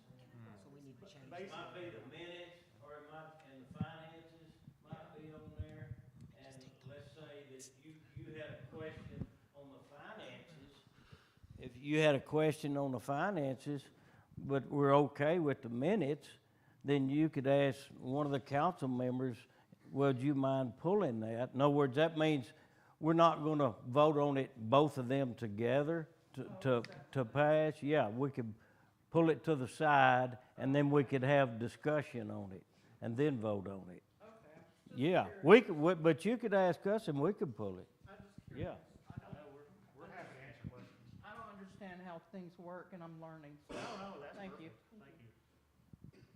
Sorry to interrupt. Okay, that's okay. My name's Cindy Edmiston. And I think from what we've seen here tonight and the discussion, we talked about the last two city council meetings have been disturbing for most of the citizens and the council members as well. But what works is our city is willing to have us come together and us address the issues with the council people and the concerned citizens, the ones listening on YouTube, okay? So we do have an opportunity to come together, but this is where I'd like for the laundry to be aired. Not at a coffee shop, bumping your gums, on Twitter, on Facebook, because that gets a lot of misinformation. It really does. A lot of misinformation, and it hurts the city. So I would like to encourage people to restrain. We have these council meetings. The council is willing to listen to us, how we move forward. We're going to be going through a process, okay? And like Joyce said, they've always listened to the citizens, and that's the one thing I've been proud of about this small community. I wasn't born here, I'm a transplant. But they have always listened to the citizens, and I think the citizens felt like the last 2 weeks our voice was taken away. And the mayor and the city administrator and the city council are willing to listen to us, as they always have. But let's do it at the city council meetings, and let's do it like meetings like this, not out on the street, but right here where we can do something about it. A lot of people that do that, they don't even come to the meetings. They just get on the Facebook, yeah, a lot of, say all kinds of yeah. There's been a lot of stuff here lately on fence posts that should not have ever been on there. doesn't make sense. No, ma'am, you're correct. Fence post is the world's worst. Thank you, ma'am. I agree with Mr. McGrew about, I mean, the reason for tonight really is to develop structure and codify it, and then city council will vote on whatever solutions come to. But I just have a question, half statement about what is the city council member, and by extension, the way I run our board, the EDC board, in asking the public for an opinion. For example, I'm in a board meeting and we're talking about X development, and I see a city engineer over there, or I see one of the council members in the audience, and I want to, as the person sitting up there, ask a question to someone sitting out there. Legally, can we do that? And I think that whatever solution we come up with, maybe we need to put that in there so it's clear too, that the city council, it's a two-way street. They can, the mayor, city council, EDC board members can engage with the public and ask questions, you know. And maybe we need to put a time limit on that or some rules about that. But I think the people sitting up there have a need sometimes to reach out to the public. You know, on our board, there's only 3 or 4 people ever show up out in the public.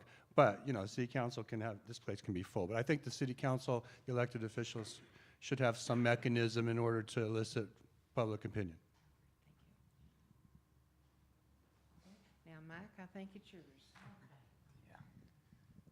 So, as Lawrence talked about, the scope of this meeting was really to be broader, and I don't want to steal his thunder, broader than just what happens in the meetings. That's certainly part of it, but it's also broader than that is how do we get to the meetings, how do we decide agenda, things along that line. But it sounds like to me, which we can still discuss, it sounds like to me that the talking about what's happening in the meeting is of most important to y'all, and I certainly get that. So let me just tell you just really briefly about myself. I've represented cities for over 20 years, easily have attended over 1,000 council meetings. I was a council member in Cedar Park, which is a home rule city. And so got to sit on that side of the dais as well for several years, so that was interesting. And I strongly believe in our democratic republic form of government. Strongly believe that. And we talked about DC, and you talked about being down in the legislature. I've been down in the legislature more time than I like to admit to talk to them. But the small cities, one of the reasons I enjoy representing cities is because of the relationships that you can build with the small cities, because it does give an opportunity where, and in Cedar Park, the most we ever had signed up to talk on an item was 120, and 71 people ended up speaking on the item. We were there for 7 hours. So bigger city, obviously. So I understand that it might maybe not be an issue in Bruceville-Eddy, but that's the reason why you have some structure, as was discussed. So I will just tell you from my experience and most of the cities I represent are general law, type A, just like y'all. I have 5 or 6 home rule cities, but most of them, a dozen or so, are general law cities. So they're about y'all's size. So that's where experience has come from. And not everything that I say may fit for Bruceville-Eddy, but I just want to kind of give you a template. Like, for example, you have in front of you a decorum ordinance that I pretty recently did for the city of Marion. They have an item in there that for an agenda item, you have to have 3 council members who request it. I don't agree with that. I think that it should be 2. And the reason why we won't get in, the reason why I think it's 2 is because that way you know you're going to have a motion and a second. If you're not going to have 2 that want to see it on there, then kind of what's the point? So anyway, but they went with 3. I disagree with that. So what I'm saying is, just because I say something doesn't mean that you have to go with. But this is the flow that I like to see with council meetings. So you have your public comment period at the beginning, whether it's 5 minutes, 3 minutes, whatever. And reasonable is really in the eye of the council. And so reasonable can be both ways. Reasonable, you don't want to give them 30 seconds because that's not enough to even get your name and your address out.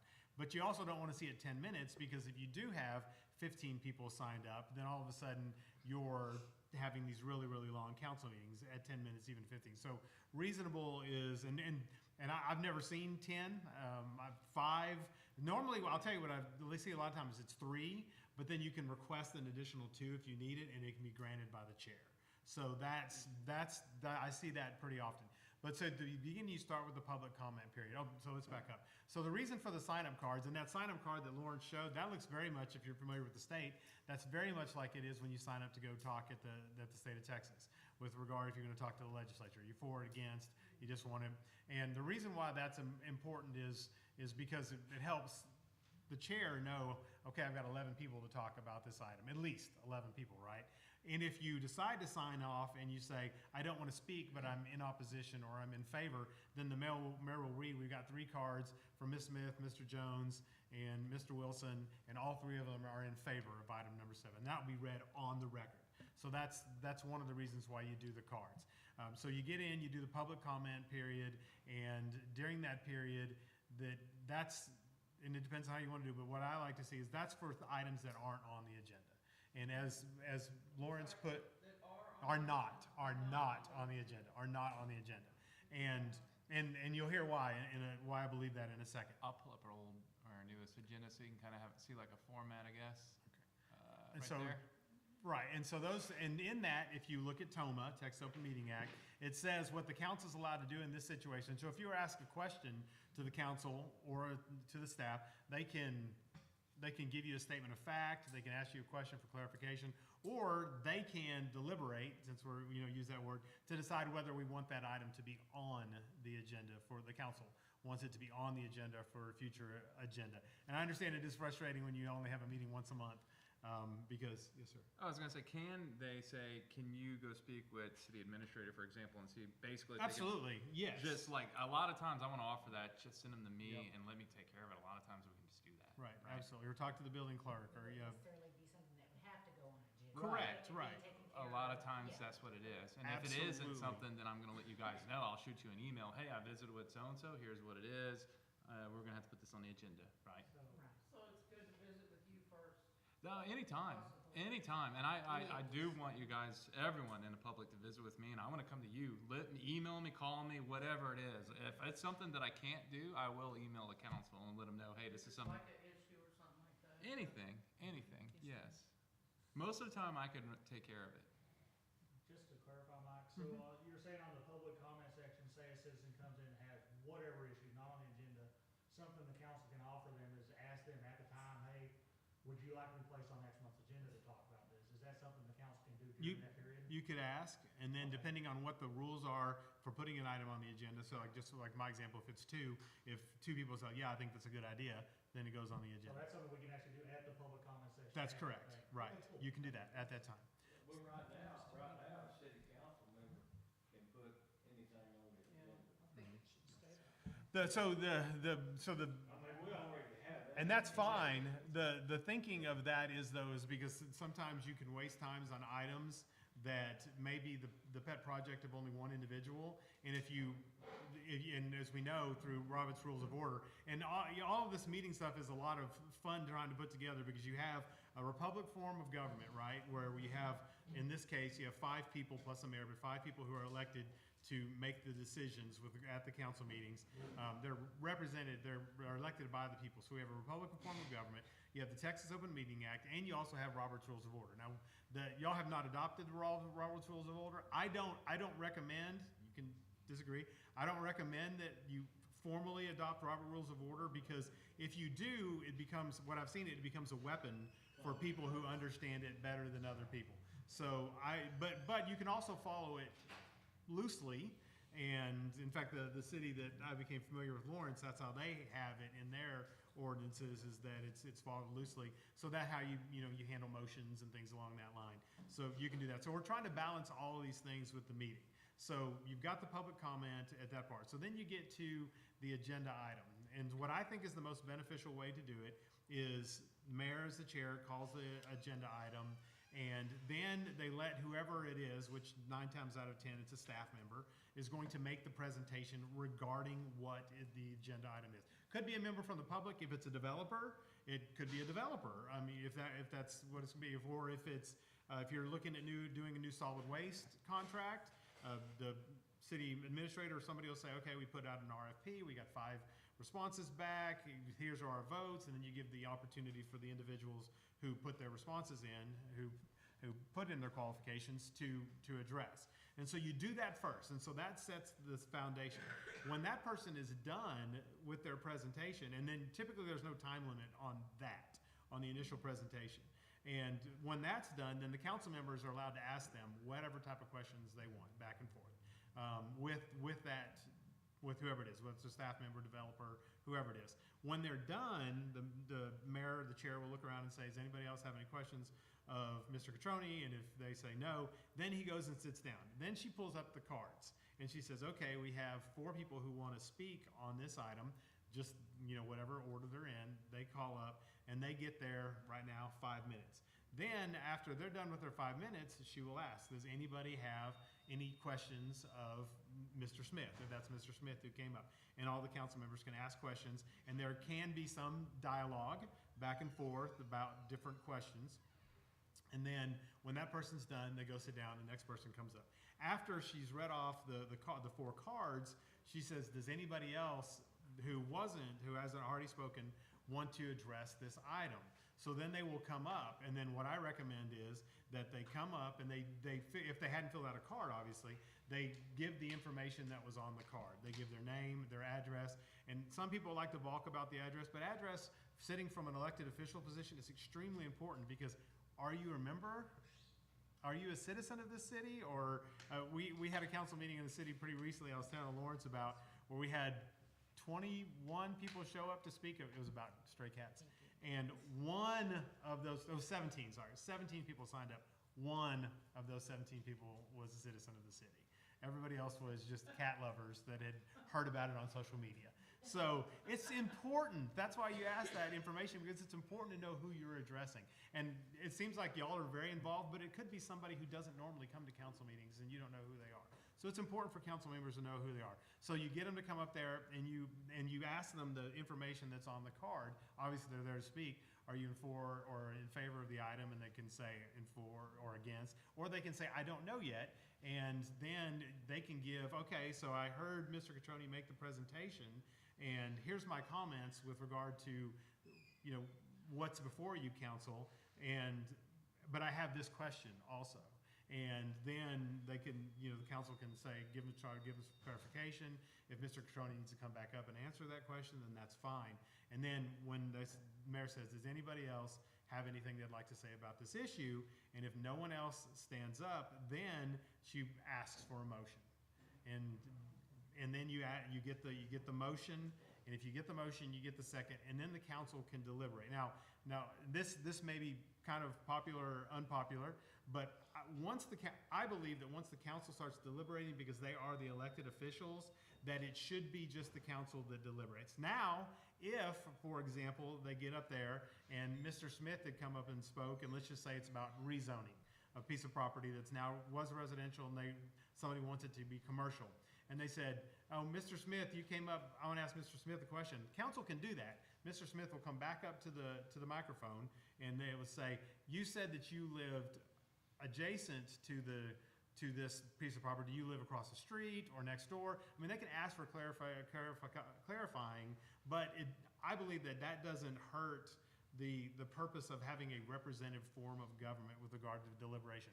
Now, we're reading off the definite deliberation. I want y'all to understand that the Texas Open Meeting Act actually has penalty clauses in it, and that definition of deliberation is really to say what a council is and not allowed to do. So, like, for example, we all heard what a walking quorum is, where council members get together and they talk, and it's all over the news right now in Cedar Park right now, where our mayor has done some things like that. But so that's for that. But also, you can have a situation where 3, in this case, because you are general law, with 3 could get together and just hear information regarding an item from an individual. That's a deliberation. That's why that definition is in there about hearing from a member of the public. So that's still a deliberation, and that's still against the Texas Open Meeting Act. So it's against, right? So they're not allowed to do that. So you're going really fast. I know, it's a lot of information. I know you want to get all your points out, but can you slow down and explain that a little bit more? Well, about which one? About the walking quorum? Oh, The walking quorum. outside of a meeting. Side of a meeting, they could not get together, even if they weren't going to discuss and get information from you. Right. It has to happen in the meeting. It has to happen in a outside. meeting with a posted agenda. Yes, Okay. ma'am. We have to post that ahead of time if 3 or more of us are going to be Correct. there and talk about it. Right. But there's some people in the past that had thought that as long as we got 3 council members together, as long as we're not discussing, then that's okay. And so they would say we would just get information. Like I know of a situation where it was a solid waste provider, and they were wanting to change, and so 3 council members went and met with the solid waste provider, and they're like, well, but we didn't discuss it amongst ourselves, we just listened. No. That is still a deliberation, and that is against TOMA. So that's what that's for. Talking about that walking quorum, can a city administrator in a general law city or a mayor or one of the council members, can they call and take a poll? No. Well, no, so he can. I would be very, very careful with the mayor, because the mayor can be a tiebreaker vote. And so that's why I don't like it for the mayor, but right. So, but the city administrator can get that idea, but he can't share it with anybody else. He couldn't call and one to say, I've talked to everybody and everybody's in favor except for you, how do I get you to come along? Like, can't do that. But he definitely could find out. And that probably does happen a lot of time with some of the dialogue that goes in when people ask questions or, to the city manager. Could he find out and then go tell the mayor? No, I would not want that. Absolutely not. No. Yeah. So. Give an example. What's that?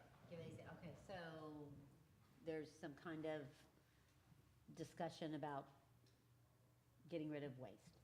And 3 of the city council members just happen to be over at Our Daily Bread having breakfast together.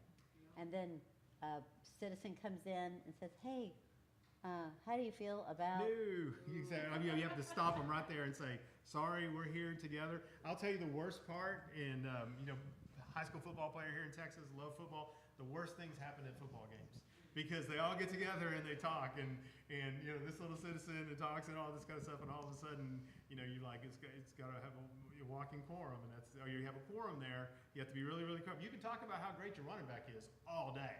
That's awesome, but you can't talk about the waste. Yes, sir. Correct. Can you have a walking quorum on social media? You can. You can have a walking quorum on social media. Right. So council members need to be very, very careful what they say on social media. Another thing that I would say, and this is just an aside, council members have to understand that they do not represent the city. They only represent their own voice. So be very, very careful what you put on the city, what you say, because people will think that you're speaking on behalf of the city if you're an elected official. That's an aside. That has nothing to do with what we're talking about. Just be careful. So if one person brings up something on social media and 2 council members get on there and comment or whatever, and then it could lead to a 3rd one on there, and that could be a quorum, right? Yes, I would agree. I would say do not do that. I would just say in general, council members don't respond to things. Right, don't comment on social media. At all. Right. That's just a good, But is there any thing wrong? I know you're talking about the walking quorum and people discussing it with a quorum, walking quorum.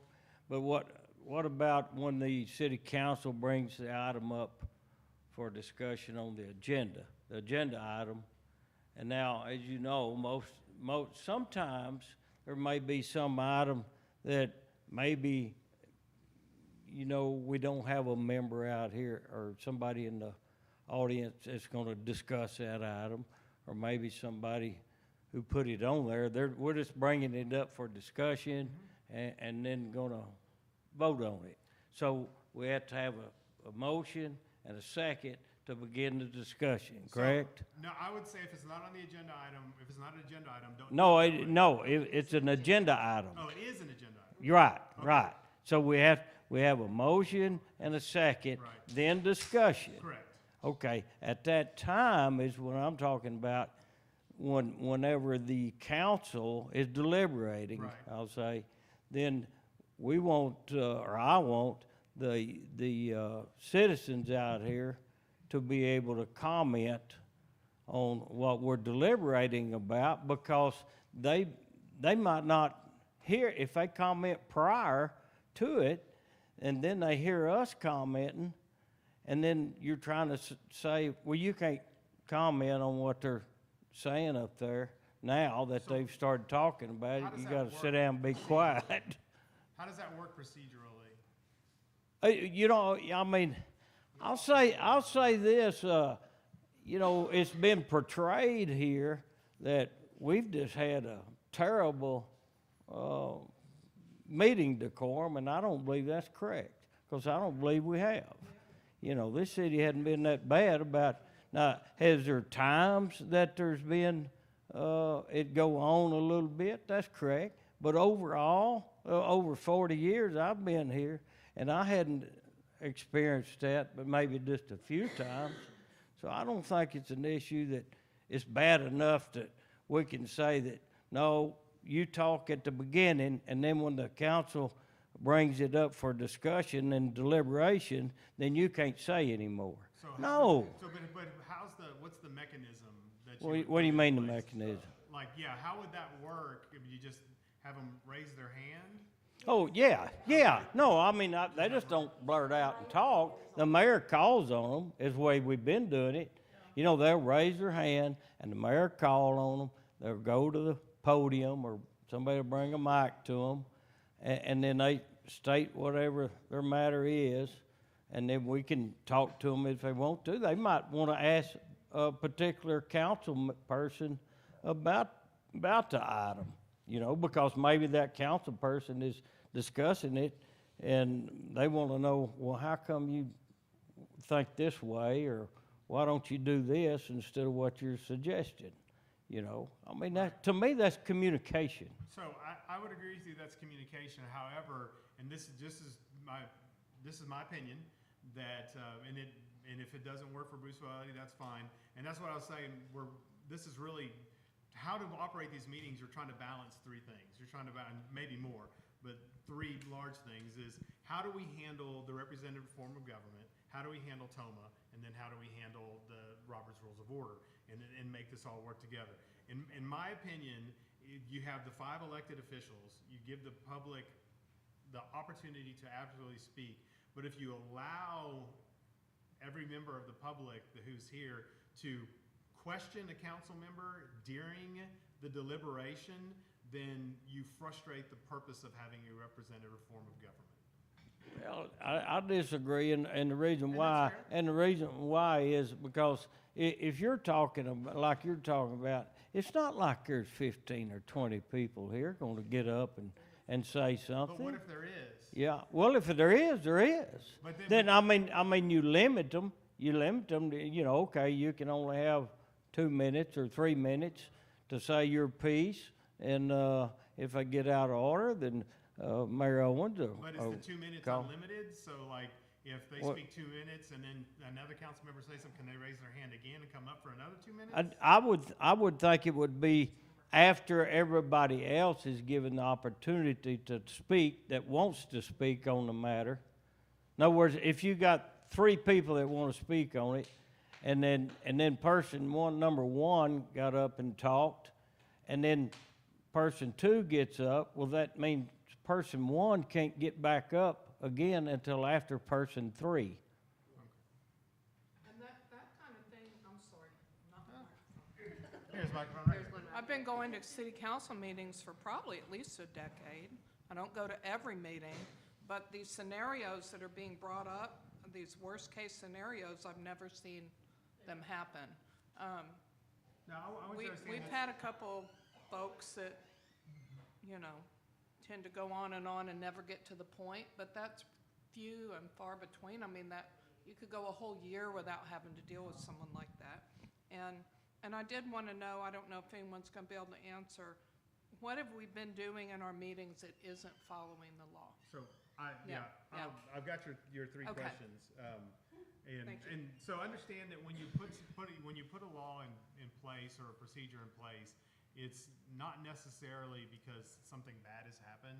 Right. It's because you're trying to create a procedure and the word we use, a decorum on how meetings operate. Right. And so if you allow for a free-for-all where 1, 2, and 3 can come up, and then 1, 2, 3 can come up again, and then what happens when you do have that? Because when I was on council in Cedar Park, we'd have a couple items. We had the one we had 71 people speak, but a majority of the items, no one said anything. But you can't have procedures in place only for when the item with 71 comes up, because you can't have a free-for-all and you can't be inconsistent. That's the problem. That's when people really get upset, is when you're inconsistent. And so it's better to have a consistent plan that everybody understands the expectations than to have a situation where it doesn't work because you do have a lot of people that get, I mean, I've seen the torches and pitchforks in cities smaller than this. I mean, I've been escorted out of buildings by licensed police officers in cities smaller than this. You can look up the city of Rule.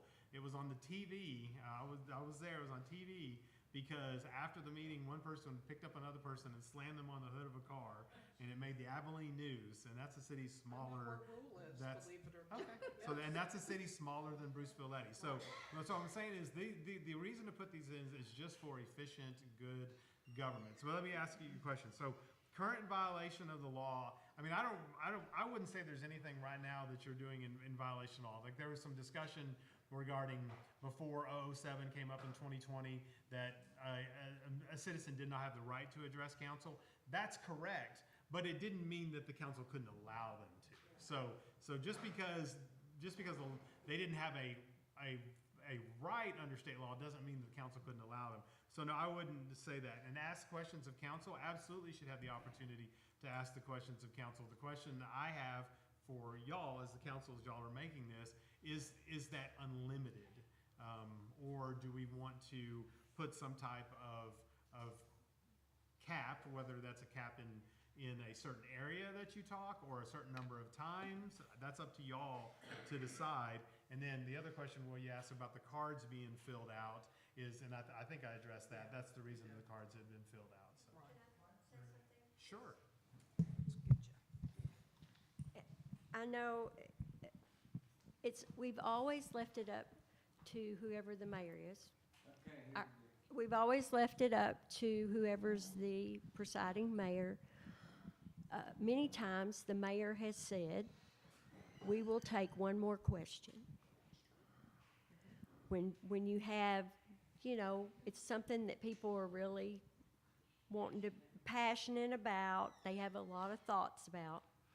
But whenever it begins to be a merry-go-round, where you're pretty much saying the same thing, then the mayor, I'll give kudos where kudos are deserved. The mayor is very good about cutting that off and saying, okay, this will be our last question. And everybody's okay with that. I haven't seen anyone get upset about that. And the comment may be made by a council person, hey, we've talked this to death. And the mayor will say, yes, okay, we're gonna have vote now. And nobody has gotten upset about that. I mean, you've got some mostly reasonable people. That's good. Sounds like most of y'all agree. Yep, yeah. Two things. One is I agree with what Joyce is saying. The way we have done things, for the most part, has really gone smoothly. We go through our agenda fairly easily. But I wanted to clarify something as to what I said about when that discussion should take place. Okay, at least from what I've read. When the mayor reads the agenda item, agenda number 7, possibly take action on whatever, okay, then that floor should be open for people who have comments on that. But once there's a motion made, so now you've had a chance to listen to the people and draft your motion consistent with what the public's telling you, then there'll be dialogue between the councilmen and that, but you say, you move, you second, and then any discussion, that discussion is for the council, not the community. That's what I've read and everything that I've studied to be prepared for this meeting is the structure is they announce the item. If you have concerns in that, because when they announce the item, they should be discussing what is the item we're going to do. And then people will say, like the roll-off thing, okay? We say what the concerns are with the roll-off, okay? Then the public can make their comments on that. But once somebody's made a motion then everything resides up here. And that's what I have read. So I just wanted to make sure that was clear. Yeah. What motion are you talking about? Okay, any motion, when you look at the agenda, you have 1 through 25 or whatever. Okay, so we'll say agenda item number 5 is the trash roll-off. We're gonna discuss, consider, and possibly take action on the roll-off. And then somebody's gonna have to explain what that means. They can't just say that and then, okay, I'll make a motion that we do that. It doesn't work that way. There's some kind of presentation by the person who, usually by the person who placed that item on the agenda, to say this is why we're doing this. Okay? That's when the public would come up and make their comment and say, wait a minute, what about this or what about that? And the person who has made that agenda item is the one who actually should be explaining, why did we put this here? And that's where the public gets to respond to that.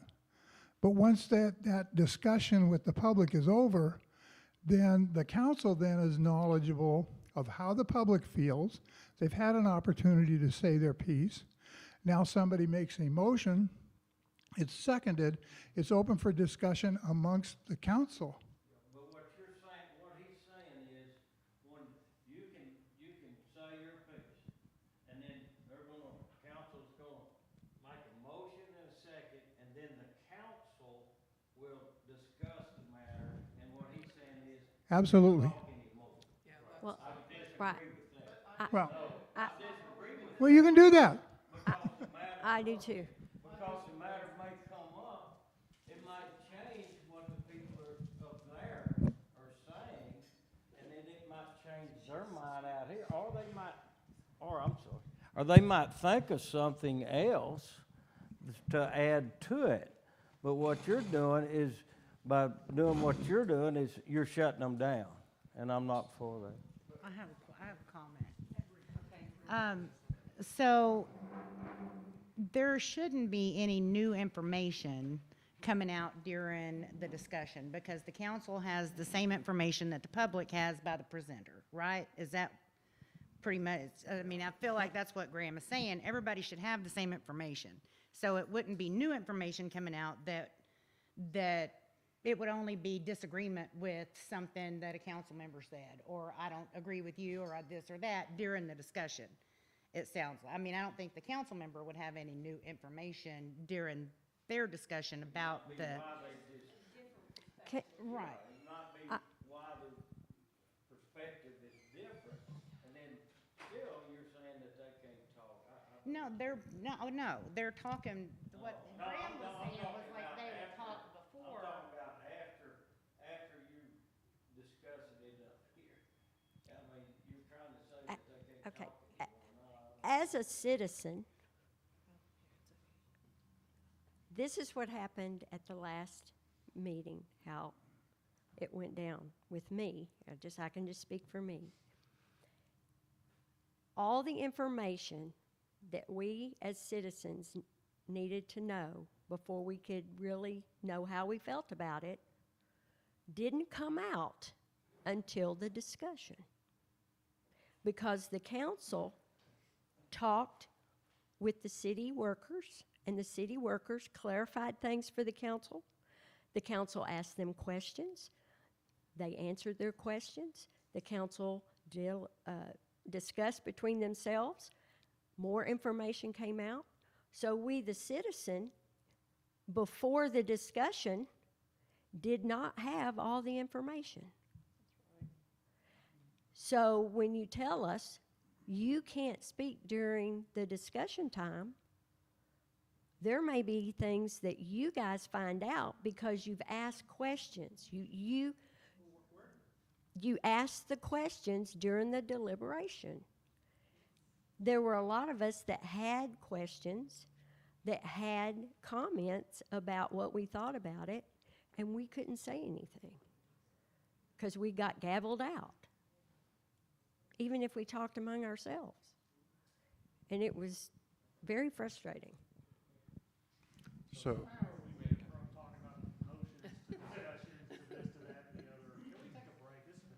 Yeah, I mean, we're repeating ourselves a lot. Darren wanted to say something. so Mr. Wiggins, I agree with Mr. McGruer. I lean towards, not lean, I agree with him, and I kind of agree with what you're saying, but let me clarify. In your disagreement with not letting the public speak during the city council deliberations, right? We're at the point where we have stopped the public from any more discussion, and it's just you guys up there debating. I think I would be on your side if the public only got to address the city council earlier versus there was an actual back and forth between the city council and the public, right?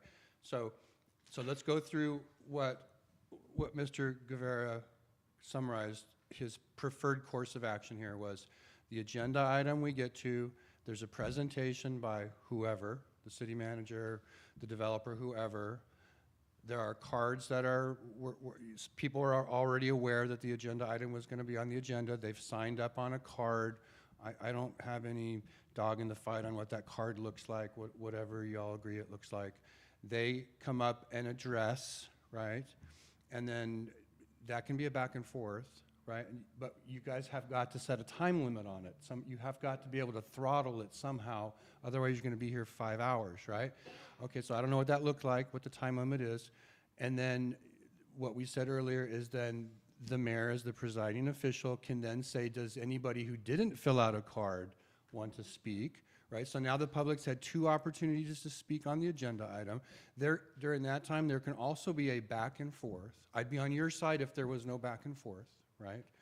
And then once that's over, once the back and forth is over, I agree with once you've said your piece, you got to wait till everybody else says their piece. I think we can all agree with that. At some point, you have to stop it so you guys on the city council can do your deliberation and your debate, and you guys got to vote on it and move forward, or not vote on it. I mean, you might decide to delay it till the next city council. But I think at that point, you have to say to the public, okay, you've had your say, we got to get on with the meeting. Otherwise, you're going to be here 6 hours. No, but at that. Well, I agree. I agree, Mr. Wiggins. It doesn't happen that often because we only have 5 people in the crowd, right? Okay, But there are times when we don't. At that point, the city council was clarifying with the engineer. And that shouldn't happen. And I'm just saying, and then more information came out. That's where everything got tangled up. So the whole point is to avoid that. Like, so let's get, something in place. Probably if you got a motion, someone's going to speak up because they don't like that motion, It right? was good clarification, though. It was very good clarification. Council member a question, about something involving. That clarification changed. That's what they're saying we Yeah. can do. So, Mayor wanted to clarify that, if we're giving people 5 minutes, we can't stop We for can't 5 stop it. minutes. We got to give them that 5 minutes. And Interrupt. That's when, on one of these occasions, when somebody was doing their talking, and then people started raising their hands or trying to talk, and what they were doing, they were taking away that person's minutes. And that person only had 5 minutes, but they were taking minutes away from that person. So if they took a minute away from you while you were talking, and you said, but I only had 4 minutes. It's tough. They answered this up here. You answered them. So y'all were communicating. You had your 5 minutes to have your say-so. And so I don't want nobody to interrupt you while you're talking. Right. So But that's, that's on an item that's not on the agenda. no. We're gonna try to start limiting people so they won't talk all night. Oh, well, I have no problem with that. Oh, okay. I didn't think Okay, I that's didn't what we're think trying that to was do. Yeah, I have no issue with that. I don't see people talking all Is it night, break but- time? Yes, let's take a break. Take a break. Or can we- 5 minutes.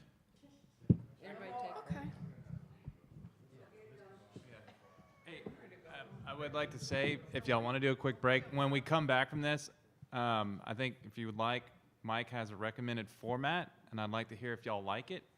And then we can look really quickly in this ordinance, if you'd like to review it. If there's something in this decorum ordinance that you like, I'd like to bring a package before council of everything related to parliamentary procedure, decorum, okay? So if you want to take a quick break, let's hear his format, which I think is a good format. It's a little bit of adjustment of what you guys have seen, and I think it works. It helps everything that's being said here.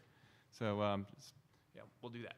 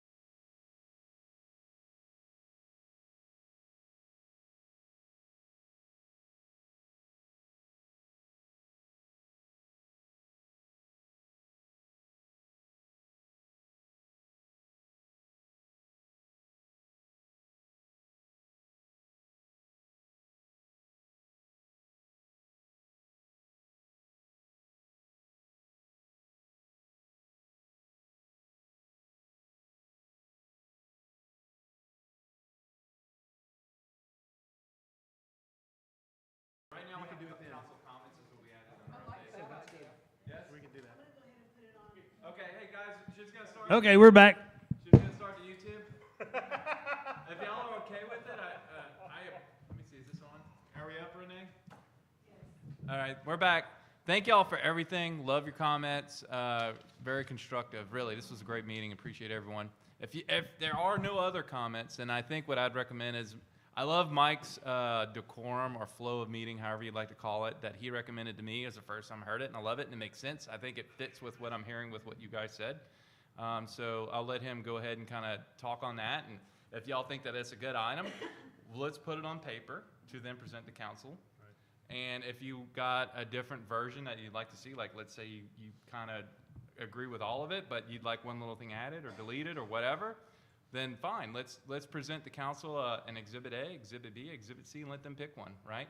And then beyond that, after that, we do have his decorum ordinance here that has all sorts of cool things in here. Maybe we can run through that real quickly too, so we can present a full product to council.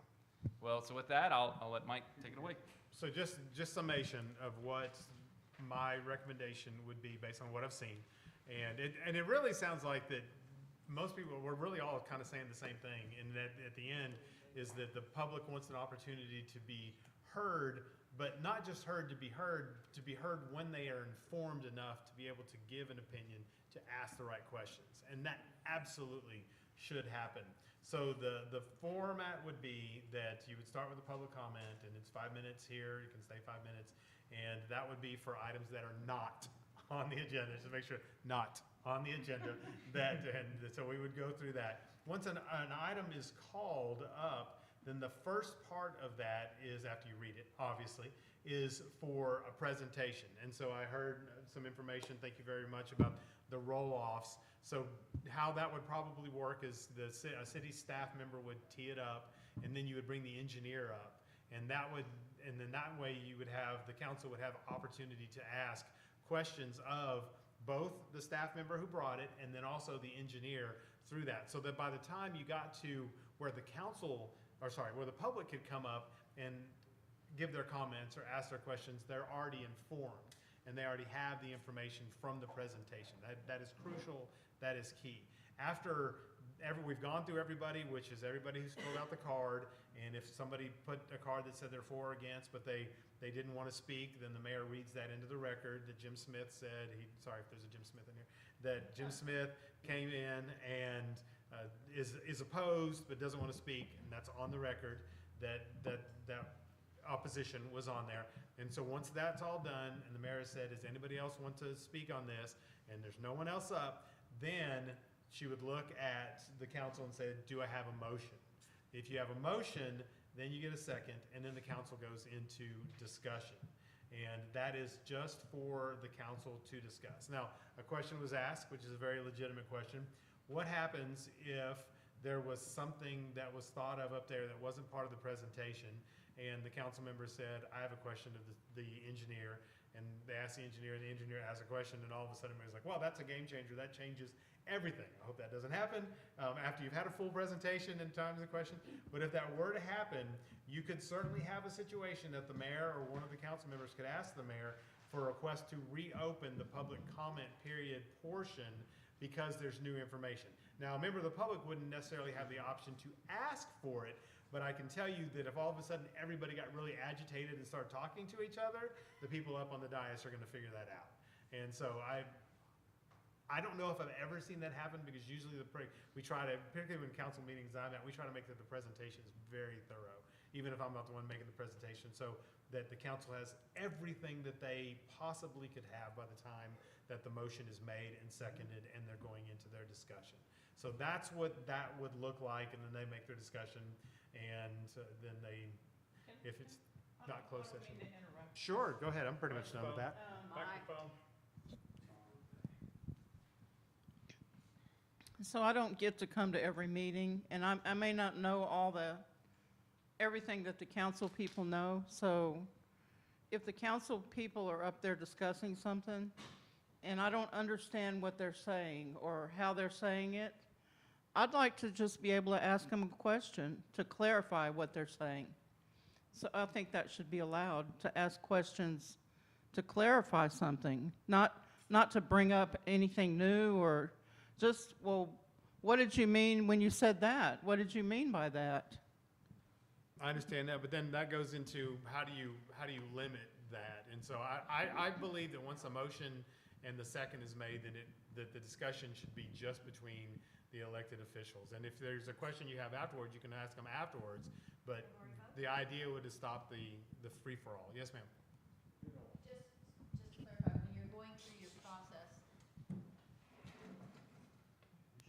when you're going through your process, you're going to do the presentation, and then the people who have filled out the cards go next to speak. But then the mayor opens it up to those who have not filled out a card. Correct. If Correct. anybody Okay. wants to. That's correct. But what you're saying is, that's just your suggestion. That's correct. That's right. That's correct. That don't mean that there's a law that says you can't talk. That's correct. I mean, I think that there's some I mean, question. in the case like she's talking about, her scenario is she don't understand something that the council is talking about, and she wants a clarification, and she wants to ask them about that, then she should be able to. If she don't understand the matter. That's your opinion. I don't see no law that says, no, you can't ask for clarification. You gotta sit there and be quiet. Well, there isn't a law, but if you put the procedure in place, it says once the motion and second. What I've heard here Then there would be. today, what I've heard here is they don't want that. They wanna be able to talk like that. I mean, to me, we just keep circling the back. We're listening to them, but we're not. We're circling back to how we're trying to say that once the motion is made and then the deliberation is between the council, then you really can't talk. Right. No, that's not what I've been hearing here tonight. Well, Can I ask a question?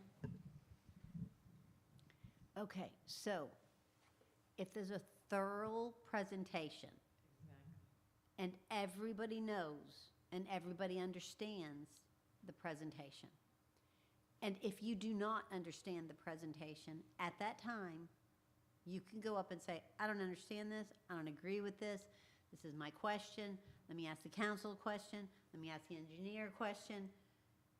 Oh, now I understand.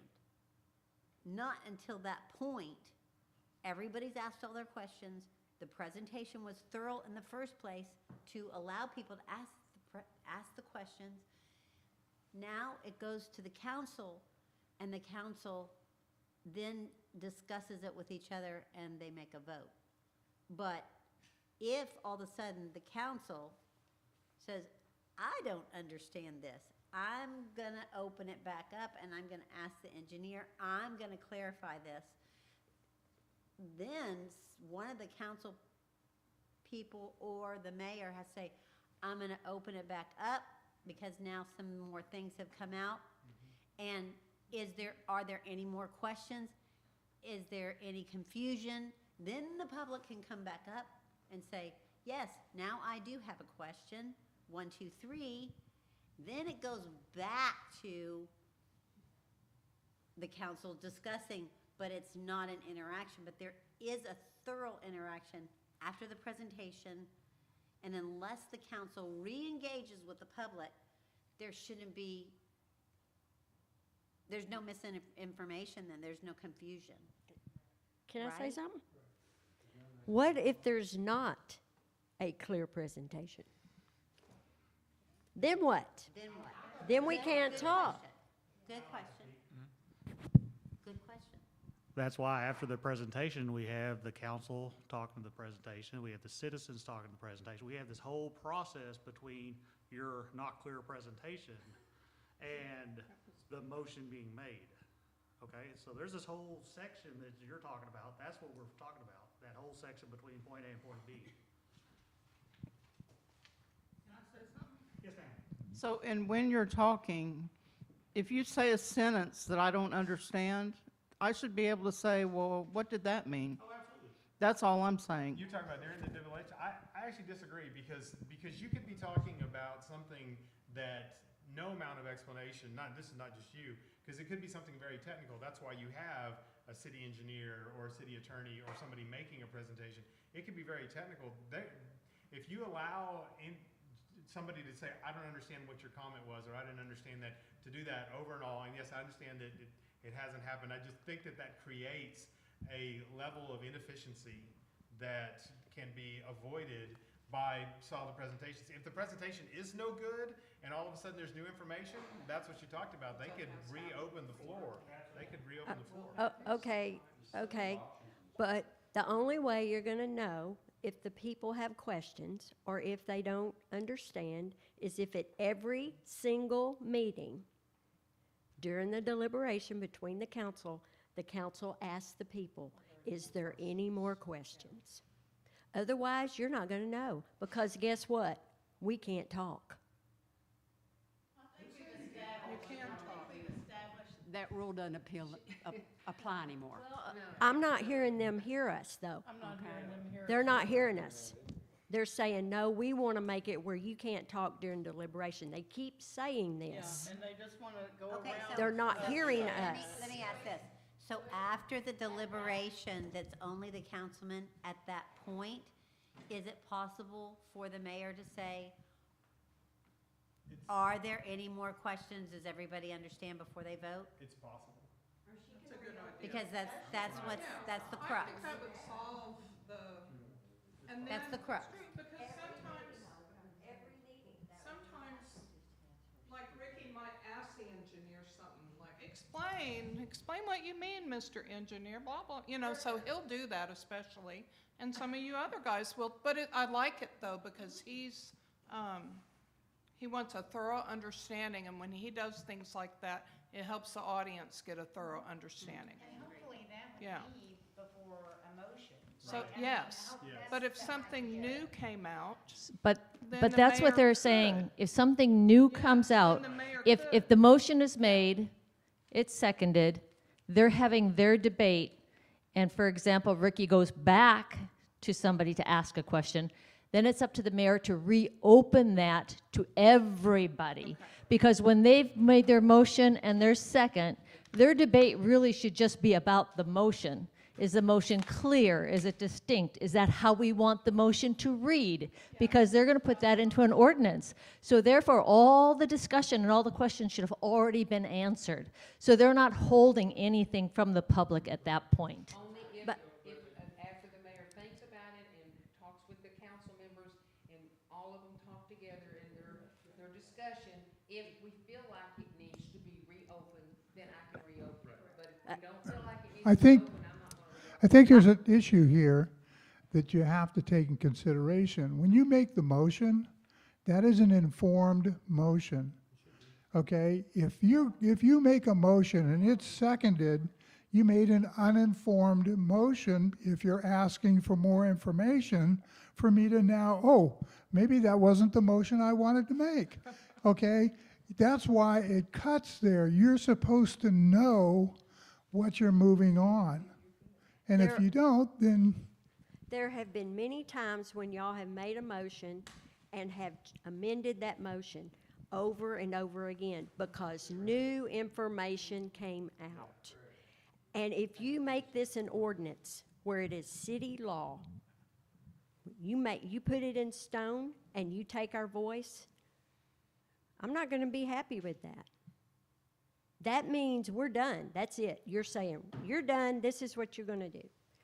We need to keep it where the people always have a voice. We need to make you guys accountable. That's our job as the people. We voted you in, and we need to make you accountable for your decisions. So the only way we can do that is if we have a voice. Our vote and our voice. That's how we do it. But that's simple. That's just, the mayor says, are there any other questions? And that's fine. At every meeting, not just when the mayor thinks. Part of procedure. It's part of Make it part of procedure where at every meeting, that question is asked of the people. Are there any more questions or anything you're confused about?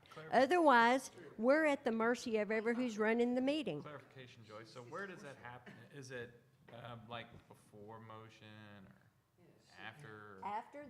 After the motion, if y'all want to have your discussion without letting the people be involved, make the procedure where, when you get done with your discussion, you ask the citizens, are there Okay. any comments or questions? After discussion, ask audience. If there's any more discussion, or any questions or comments from the public. That way, anything that wasn't brought out earlier, or maybe new information came out, y'all have amended motions so many times, I mean, almost every meeting, because you got new information. I see. So yeah, ask that first, second discussion. Ask after the discussion, like when the council's done with the discussion, she then asks, because she's in control of the meeting. Right. Is there any more questions or comments from the audience?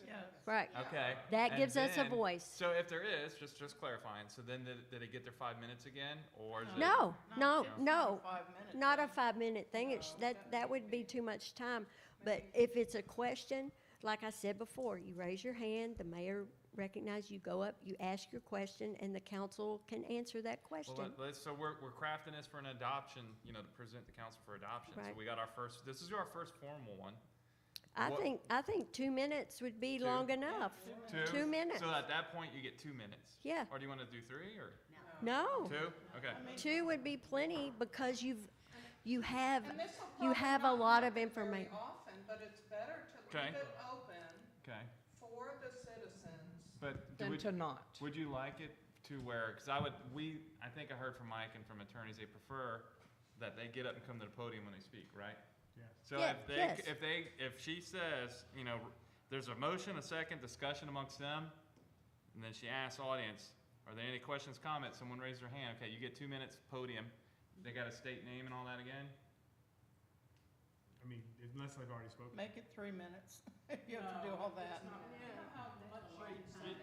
No, you don't think it needs to be 3 minutes? 2 minutes is plenty of time to ask a question. Yeah, if you've already said your name, you would have, that's what I'm saying, if you've already If said they didn't, then if they're new and they haven't addressed before, then. so if they haven't, now they got to say their name, address, okay? It's just if there's another question or you need a clarification, that's all. I know, C- but 'cause we got to you- get this all figured out, so Yeah. we got it right, You've got enough information by that time, with the previous discussion before the motion, with hearing the discussion after the motion, and then your question being answered, to where 2 minutes should be plenty of Gotcha. time. So she runs, and then after that person, then she asks anyone else, and if there is no one else, or if there is, then let them, but if there is no one else, then that's when she calls for the vote, Yes. right? Okay, gotcha. That gives us, continues to give us a voice. If we concentrate on having a thorough presentation in the first place, There won't be any. that No. does not mean we need it. There won't be any. It'll probably hardly ever happen. But we need to have that opportunity to speak and to ask our council questions and to hold them accountable for the decision they're fixing to make. Easy. Okay.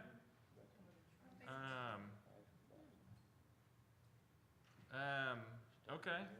I think I've gotten this written down. Yeah, so here, let me read this to you guys again, and remind, oh, I am so sorry. Go ahead.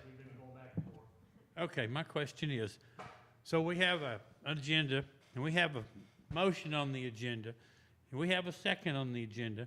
Then the council has a discussion. Well, most of the time their discussion is, are we ready to vote on this? And that's it. Yeah, Normally, there's no more information that comes out in the discussion time. right. So what the, they're saying is the one time that there is some more information comes out, well, they ought to be able to say something. I agree with that. But 9 times out of 10, you don't have that. It's just, we discussed it with the council. Are we ready to vote? Okay, we voted on it. And we've made a lot of subordinate motions lately. And so And- that does change. Example is and- the Eagle Prairie. And the mayor says, okay, does anybody have any more questions or comments? Nobody says nothing, nobody raised their hands, you vote. That makes me happy. Thank you. That way we keep our voice, but y'all can keep your deliberations. So everybody got 98% of what they wanted, right? Yeah. let's move forward. City council vote on the product. Do y'all want me to read to you so one more time, because again, if someone disagrees, we can make amendments, or we can even make kind of two policies to present to council and let them pick, right? But anyway, so what I got here is read item. Staff gives a thorough presentation. City council asks questions. Staff. That's part of the presentation. Yep. And then public speak, signed up, right? Are we gonna, here's my question before I go any further. Are we requiring sign up to speak? No. I mean, I'm sorry, card? Okay. I think you should do them, yes, encourage them, but. Okay. Just, we want wording that says, should we just put wording that says encourages? Absolutely. Encourages, okay. required for something not on the agenda. All right. You can be Right. encouraged. That's We required. encourage. Our language will say encourage signing up. Okay. Yeah, okay. Gotcha. So public speaks, right now it's 5 minutes in our current ordinance. And we like that? Okay, leave that alone. Okay, they get 5 minutes uninterrupted. After that, council can ask questions. It's usually clarifications or facts. If they're still standing there. If they're not still standing there, you can't force it, right? You can't tell them to get back up, we want to ask questions, right? Okay. And the questions don't count to the 5 minutes. Right, we can't interrupt the 5. But if they go the full 5 and then council's got questions, they can go beyond the 5. Yes, sir. Yeah, if they're still standing there and council has questions, the mayor can ask, do y'all have questions still of Mrs. So-and-so still standing here? Because if they just go and sit down, I don't think the mayor should say, you'll have questions and make her stand back up. You know what I mean? So, okay, so we got that. Go ahead. Just real quick clarification on the, like, say they go back to, like, we can't make them come back. We're not gonna order them to or anything. But like, say they walk back and be like, hey, we got a question if you want to ask her, if you're willing to come back up and talk. We can do that still, right? Because, I mean, some people might, just because all of us are familiar with how the meetings work, doesn't mean that somebody for their first time is going to know that after my 5 minutes, council may have more for me. So, I mean, like, at least like asking, like, hey, could you come back if we got a couple questions? Okay, okay. Yeah. And you could say, the mayor could actually say that after the city, presentation, and say, okay, I'm gonna start calling out the people. When you come up, you have 5 minutes. After you're done, the council can ask you questions, and then you can just make sure they understand that they want to go sit down, you can't stop them. Oh, yeah. But it'd be probably good if they understood that there's a possibility the council asks questions. So, like, are you saying someone goes and sits down and you say, hey, I've got a question for Mrs. Smith? If you're willing to answer.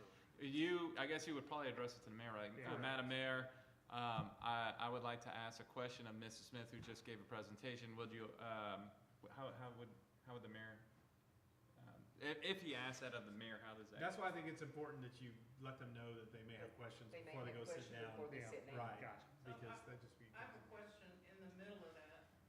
Like,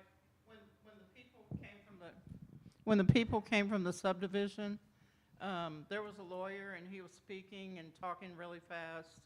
And at a point, it was about the deed restrictions and all that. And I had a question for him, and because I needed him to stop talking so fast so I could understand something that he was saying. And the question made a difference to me, the fact that he answered it, how the builders are the people that need the homeowners association. So can the public ask questions to the persons? Making the presentation?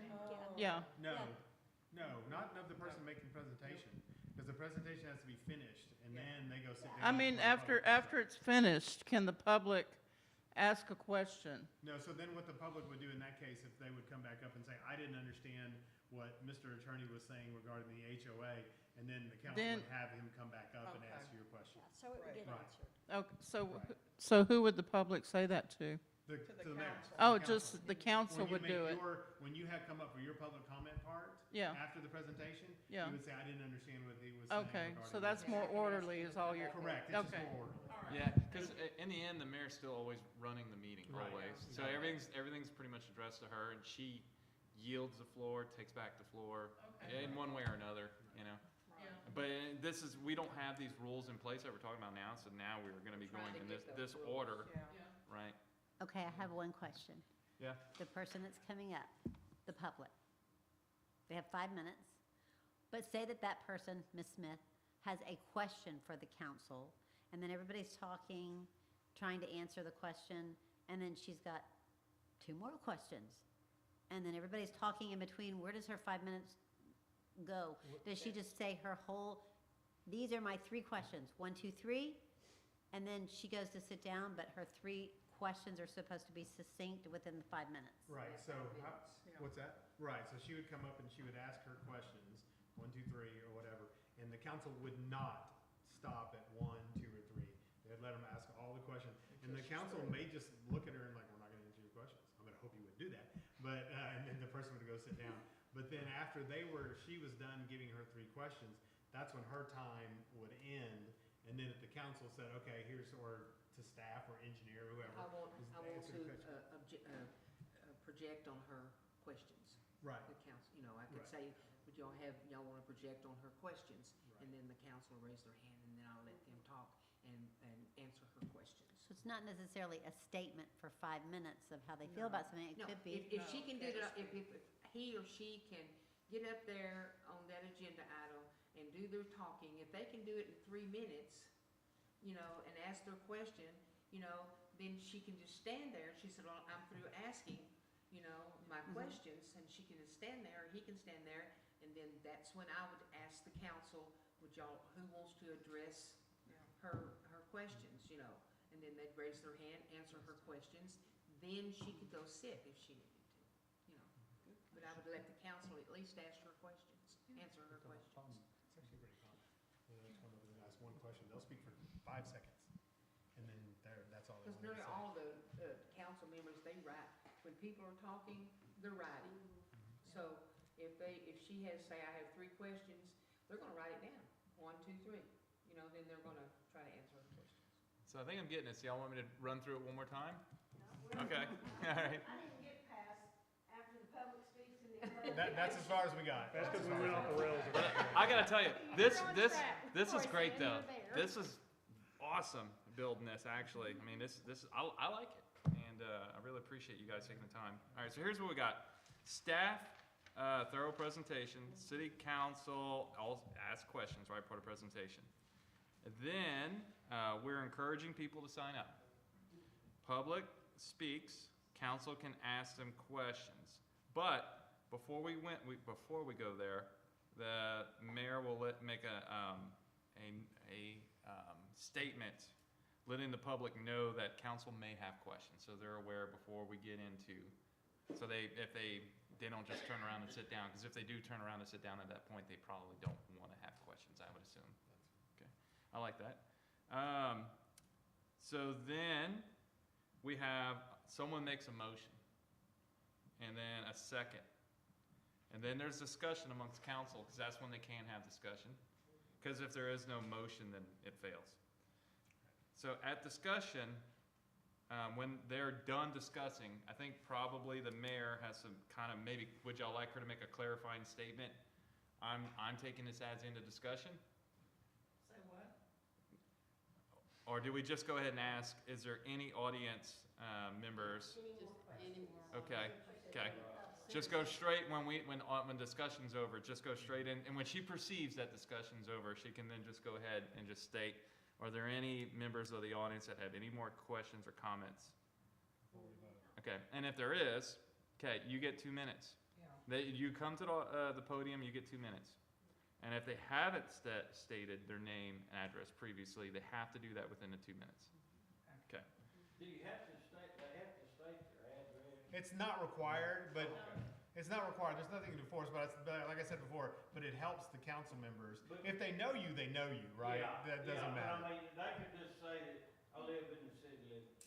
You could They say I could. live on, Yeah. Horseshoe Yeah, Down. but I mean, Yeah. it's not required for them No. to give Right. their actual address. Right. I live in Yeah. Woodbury. I have an And if they, You can't make them give their address. correct. I live in Dallas, And but I just came here to be so remember what we're doing here is how are we writing our ordinance? So do we Right. want it to state, mayor state your name, address, or State your name. State your name, yeah. we can say, I mean, we can say name or address, but if they say, I don't want to give my address, then you just say, okay, you just move on. I mean, yeah. Right, There's not exactly. gonna be a penalty in this. No like, penalty. Yeah, Yeah. escort them out. I mean, we're not You're gonna. not gonna be waiting out back for them. Yeah, but no, maybe we just, our ordinance says it, and if they don't do it, then, you know, right, yeah. Somebody might not want somebody to know. Okay. Yeah. But our ordinance, we wanted to go ahead and say, you know, have them state name, address, and whether they do it, whatever, right? Because we can't force them. Okay, okay. All right, so you're good with that? Maybe on wording request, Request? request or ask, not have them. Well, we need their request. name because we need it on the record. Gotcha. Who spoke? We need Okay. that. Okay, so state name, request address, Okay. right? Okay. Cool. Is there anything else we want to request of them while we have them? Their shoe size. Shoe size, last four of the social, village bank. Are you registered to vote? Yeah, bank account number. Yeah. Okay. Just your routing and account Thank you. number for the record. We're all kind of slack. Sorry. Yeah. Oh, that's good. That's good. I think we're here. I think we're here. And then, okay, so then, once we ask that, the floor reopens to the floor reopens, right? Is that kind of a way to state it? Sure, that's Okay. And then, once everyone's done from the audience, that's when she says, okay, I'm calling for the vote, right? There's no more, can they have, here's another question. Can they go back into deliberation? I mean, it depends on the circumstances. They can? I mean, because what if something that's, Probably should. They can go back into deliberation. So the mayor could say, I'm calling for the vote, but they may say, I'd like to deliberate. But should she just say, or maybe should she say, is there any more deliberation or a vote? Should she state it like that? well, she could just start, is everybody ready to make a vote? And if Okay. someone says no, I make a comment, yeah. Is everybody ready to make a vote? And then hear what they have to say, kind of a thing? Because they may say, now I want to debate. Okay. Sure. So what happens if during all of this back and forth for the motion, somebody has a point of order? Like what kind of point of order? Then once that is called, it's over with. Once that's called, it's over with. That's the law. That requires a second Once and it- two-thirds vote. Okay, so The what mayor happens? does not get to bring that decision. No, it's, I can say we can move on. I don't know if he wants to send it that way. So I'm just Goes back. Okay, Mike, go ahead. You're making a statement that they're doing something against the procedure. against the procedure, not necessarily the law, right? Yeah. That's a point. And then doesn't there have to be a vote of the council On a point of order. for a point of order? I thought the mayor just had to. So that's why, that's my point about how closely do y'all want to do Robert's Rules of Order, because you can turn it into these and you can get nothing done. So- And then at the beginning I of, don't recommend it. at the beginning of a meeting, I can say that there is gonna be no Robert in this. Robert is not Yeah, but attending. I mean, if you're. Can I not say that? You know, there's no Robert's law here. Right, If you're gonna go by Robert's Rule of Order, don't go by this one and not by this one. right, well, I agree. That's why we're gonna go by this. Yeah, Right. it does say you can adopt your own policy, and that's Right. kind of like what we're trying to do here. Yeah. I can state that at the beginning if I want to. Yeah, I mean, if we're doing something that's in violation of our own procedure, you should be able to bring that up anytime. We've been allowing Robert's law for forever. It's just never been really pushed. I mean, we've had the book up here, even when Joyce was counsel. wow. It's always been up there. Anybody could have looked at it, read it, done the law themselves. It's always been up there. But it's been used. It's just never been used a lot. Right. So, I mean, we've always used it. All right, well, I think I've got it. Is there anything else?